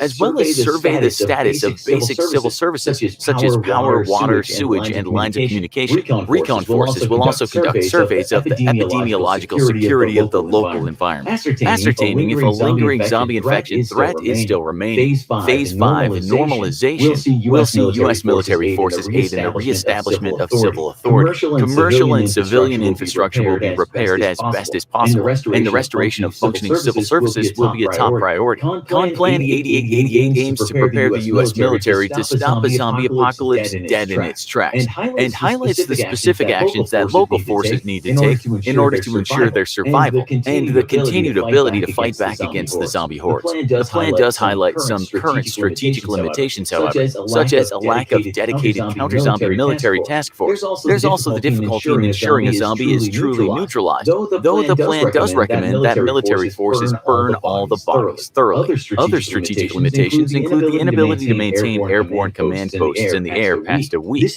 is because while in-flight refueling could keep airborne command posts operational for a month, or perhaps even more if needed, the airfields that support the tankers which would fuel these aircraft would likely be overrun by zombies very quickly. There are also serious defensive deficiencies for many of the nation's ground-based command and control nodes, as few command and control nodes within the United States are hardened facilities capable of withstanding a relentless horde of zombies. Con-Plan 8888 recommends that facilities maintain a stockpile of lumber and train their personnel how to weld, so they can better secure their facilities against outside intrusion. Lastly, the plan warns that there is little useful scientific data to be used by the U.S. military to counter a zombie threat, and war planners may need to turn to popular media for inspiration on destroying the Walking Dead. There's also a dire warning within Con-Plan 8888 that of all the different types of zombies that the U.S. military may have to face, evil magic zombies may prove to be the most difficult to defeat, as they're animated by evil magic. The plan suggests the recruitment of the Chaplain Corps to combat this threat. Do you think any plan could really stop a zombie apocalypse? What type of zombie would you be most afraid of? Let us know in the comments. And as always, if you Okay. So yeah, that was a brief overview of Con-Plan 8888. Zombies.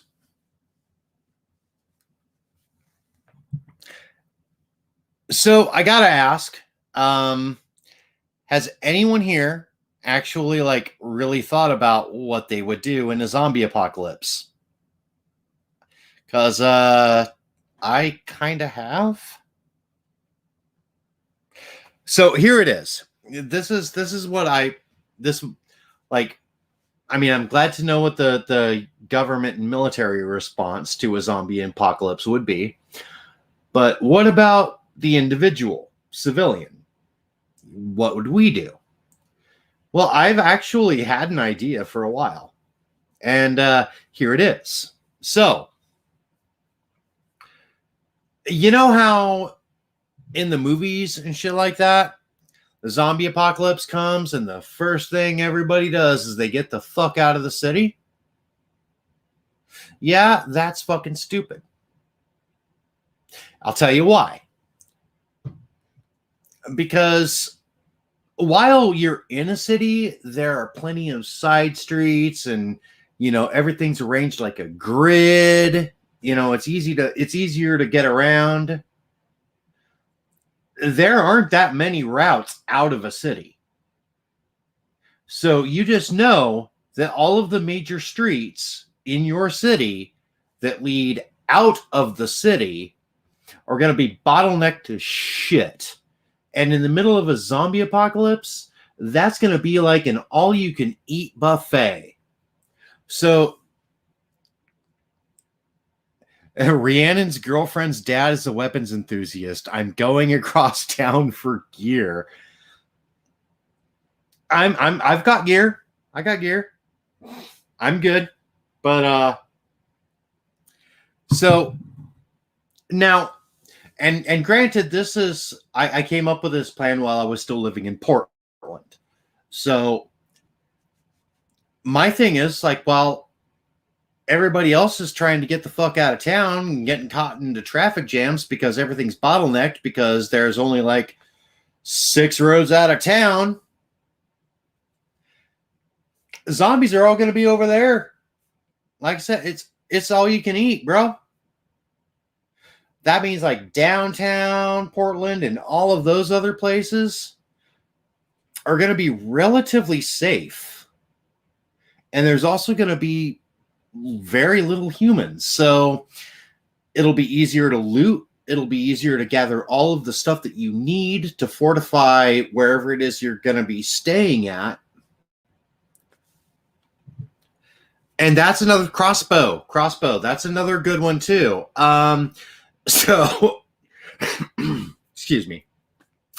My contingency plan, my survival contingency plan, is essentially based off the Romero zombies, which basically means you have to like injure their brain or cut or separate it from the body to kill the zombie. So, also, zombies are herd animals.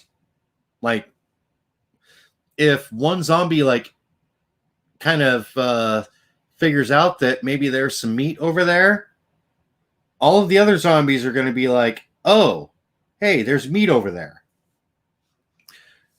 So getting around in the city, even after, all the idiots who tried to escape town, getting eaten at the traffic jam, getting eaten in traffic, after that's all done, eventually the zombies are going to have no other place to go. So they're either going to go back into the town, or they're going to like branch out and maybe like see if there's any more meat out there.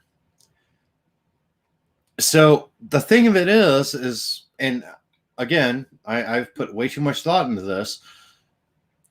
Zombies they can hear. Okay?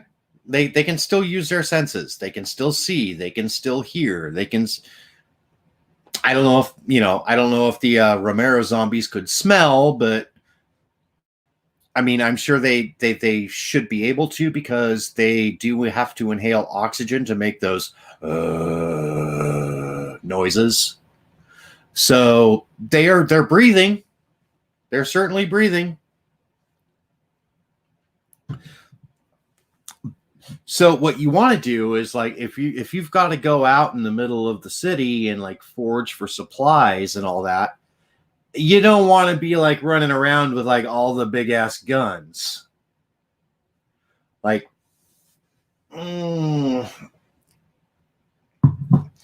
here, I'll show you what the perfect zombie apocalypse weapon is. Hang on.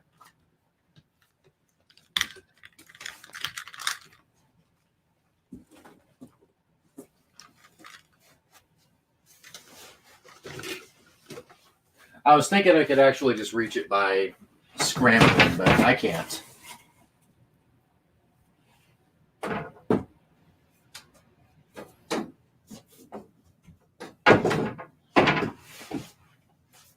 There you go. Perfect zombie apocalypse weapon. Right here.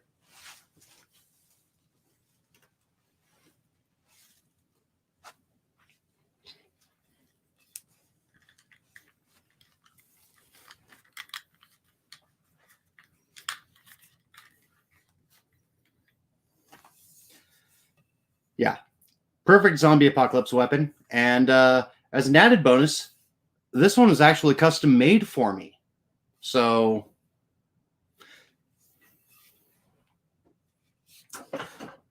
I don't know why I covered up my last name on it, because it's pretty well established I've doxed myself multiple times. I'm cool.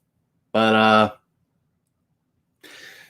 yeah, so what you would want if you're going to survive in the middle of the city in a zombie apocalypse is a baseball bat.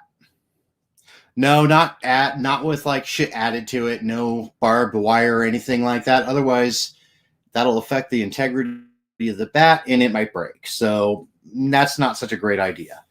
So yeah, just something like this. Just a birch baseball bat like I got here. And if you absolutely need to take out a zombie in a hurry, 22 pistol. They aren't too loud. All you got to do is puncture the brain pan. Also, another thing to keep in mind, if you break a zombie's back, they're not going to be able to walk. Okay?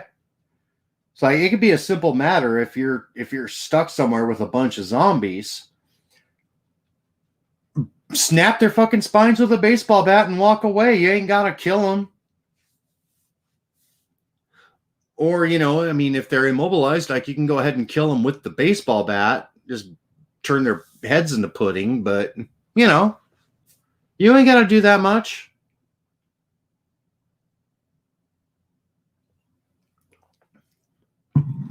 Another thing to keep in mind is getting around. Cars are going to make noise. Motorcycles are going to make noise. So you got to do your shit on foot. What if I wrap the end with skateboard grip tape? Well, that would hurt. I'm not going to lie. As someone who's had grip tape rubbed across my body, it doesn't feel good. But I don't think that's going to be like that effective on a zombie.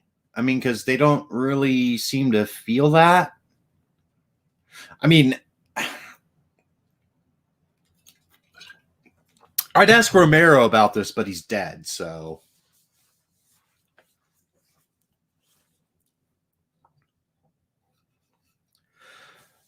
So, yeah, like, if you've got to get around, how are you going to, in the middle of a city, in the middle of a zombie apocalypse, how do you do that? Well, this is going to sound crazy, but instead of like doing alleys and side streets and all that, you want to stick to the big streets. You want to stick to the highways. You want to stick to the major streets because they're wider. And the more room you have, the more you can maneuver around a zombie.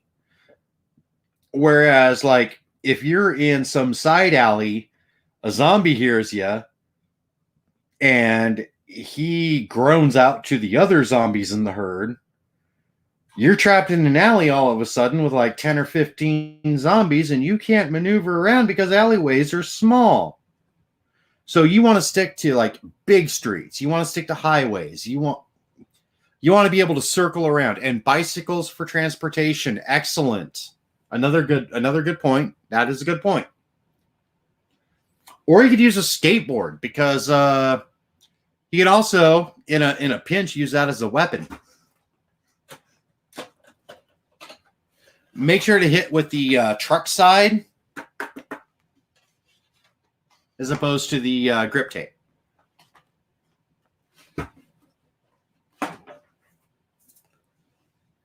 Otherwise, you'll just be tickling them.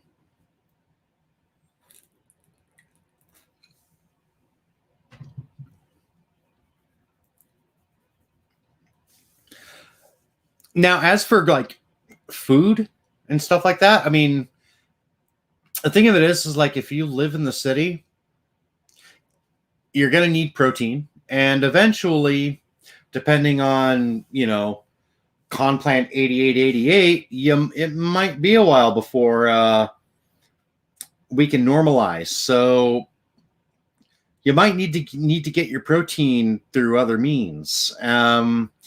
Fortunately, in the city, one thing the city has plenty of is rats. Yeah, it's disgusting, but you know what? If it's down between eating a rat or dying a horrible death from starvation, you'll eat the fucking rat. I'd eat a fucking rat. She's not here, but if it came down between eating my dog Maddie or dying, yeah, I'd probably die, but no idea why, but I've always been afraid of standing on skateboards. You know, it's actually, once you get the hang of it, and for me, it didn't really take that long. Pigeons are edible too. Yes, they are. In fact, I've eaten pigeon. It's a bird. I would love to say that pigeon was good, but it didn't really. It was a thing that happened. Like pheasant, on the other hand, pheasant is awesome. Quail is really good.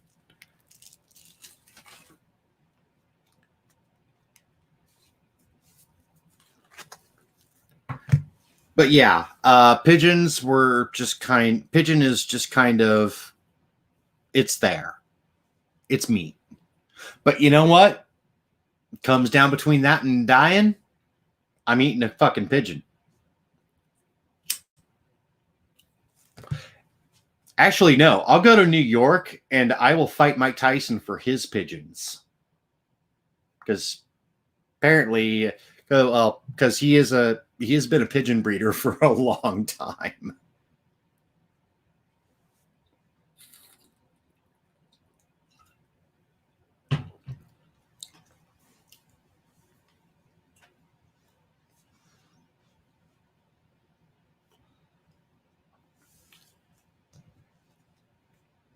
And if those run out, because I'm pretty sure eventually, like even the carrion animals will vacate,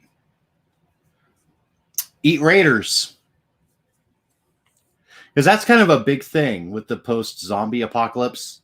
Like, raiders.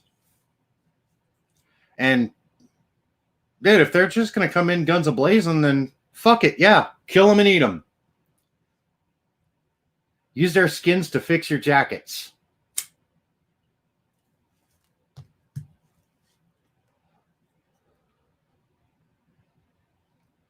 Which actually kind of brings me to one. I'm not going to say it's like a strategic, or I'm not going to say it's a strategic flaw, but more of a philosophical one in Complan 8888.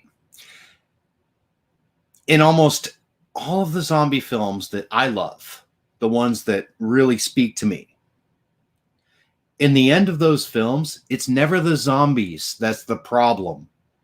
It's the survivors.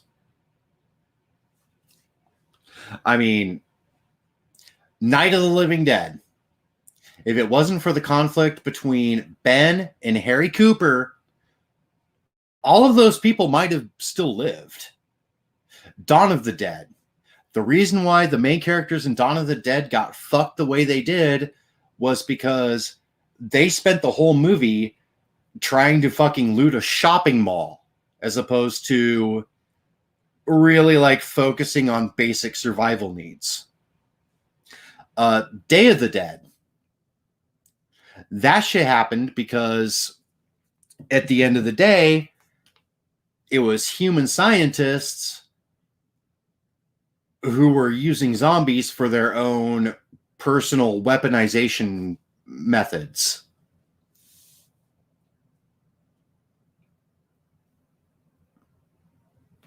Or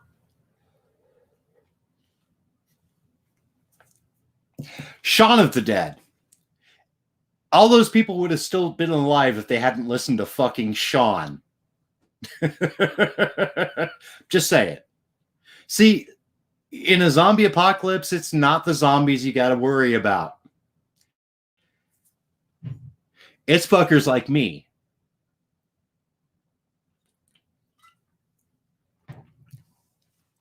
But on that note, we're going to cut this off. I think this is a great place to just cut it all down. We're good. Anyway, thanks for rocking with me, you guys. Hopefully people are watching this after the fact, maybe commenting in the comment box. I'll go ahead and post links in the description so that you guys can all have the same information I got. And yeah, thank you for hanging out with me tonight. Take care.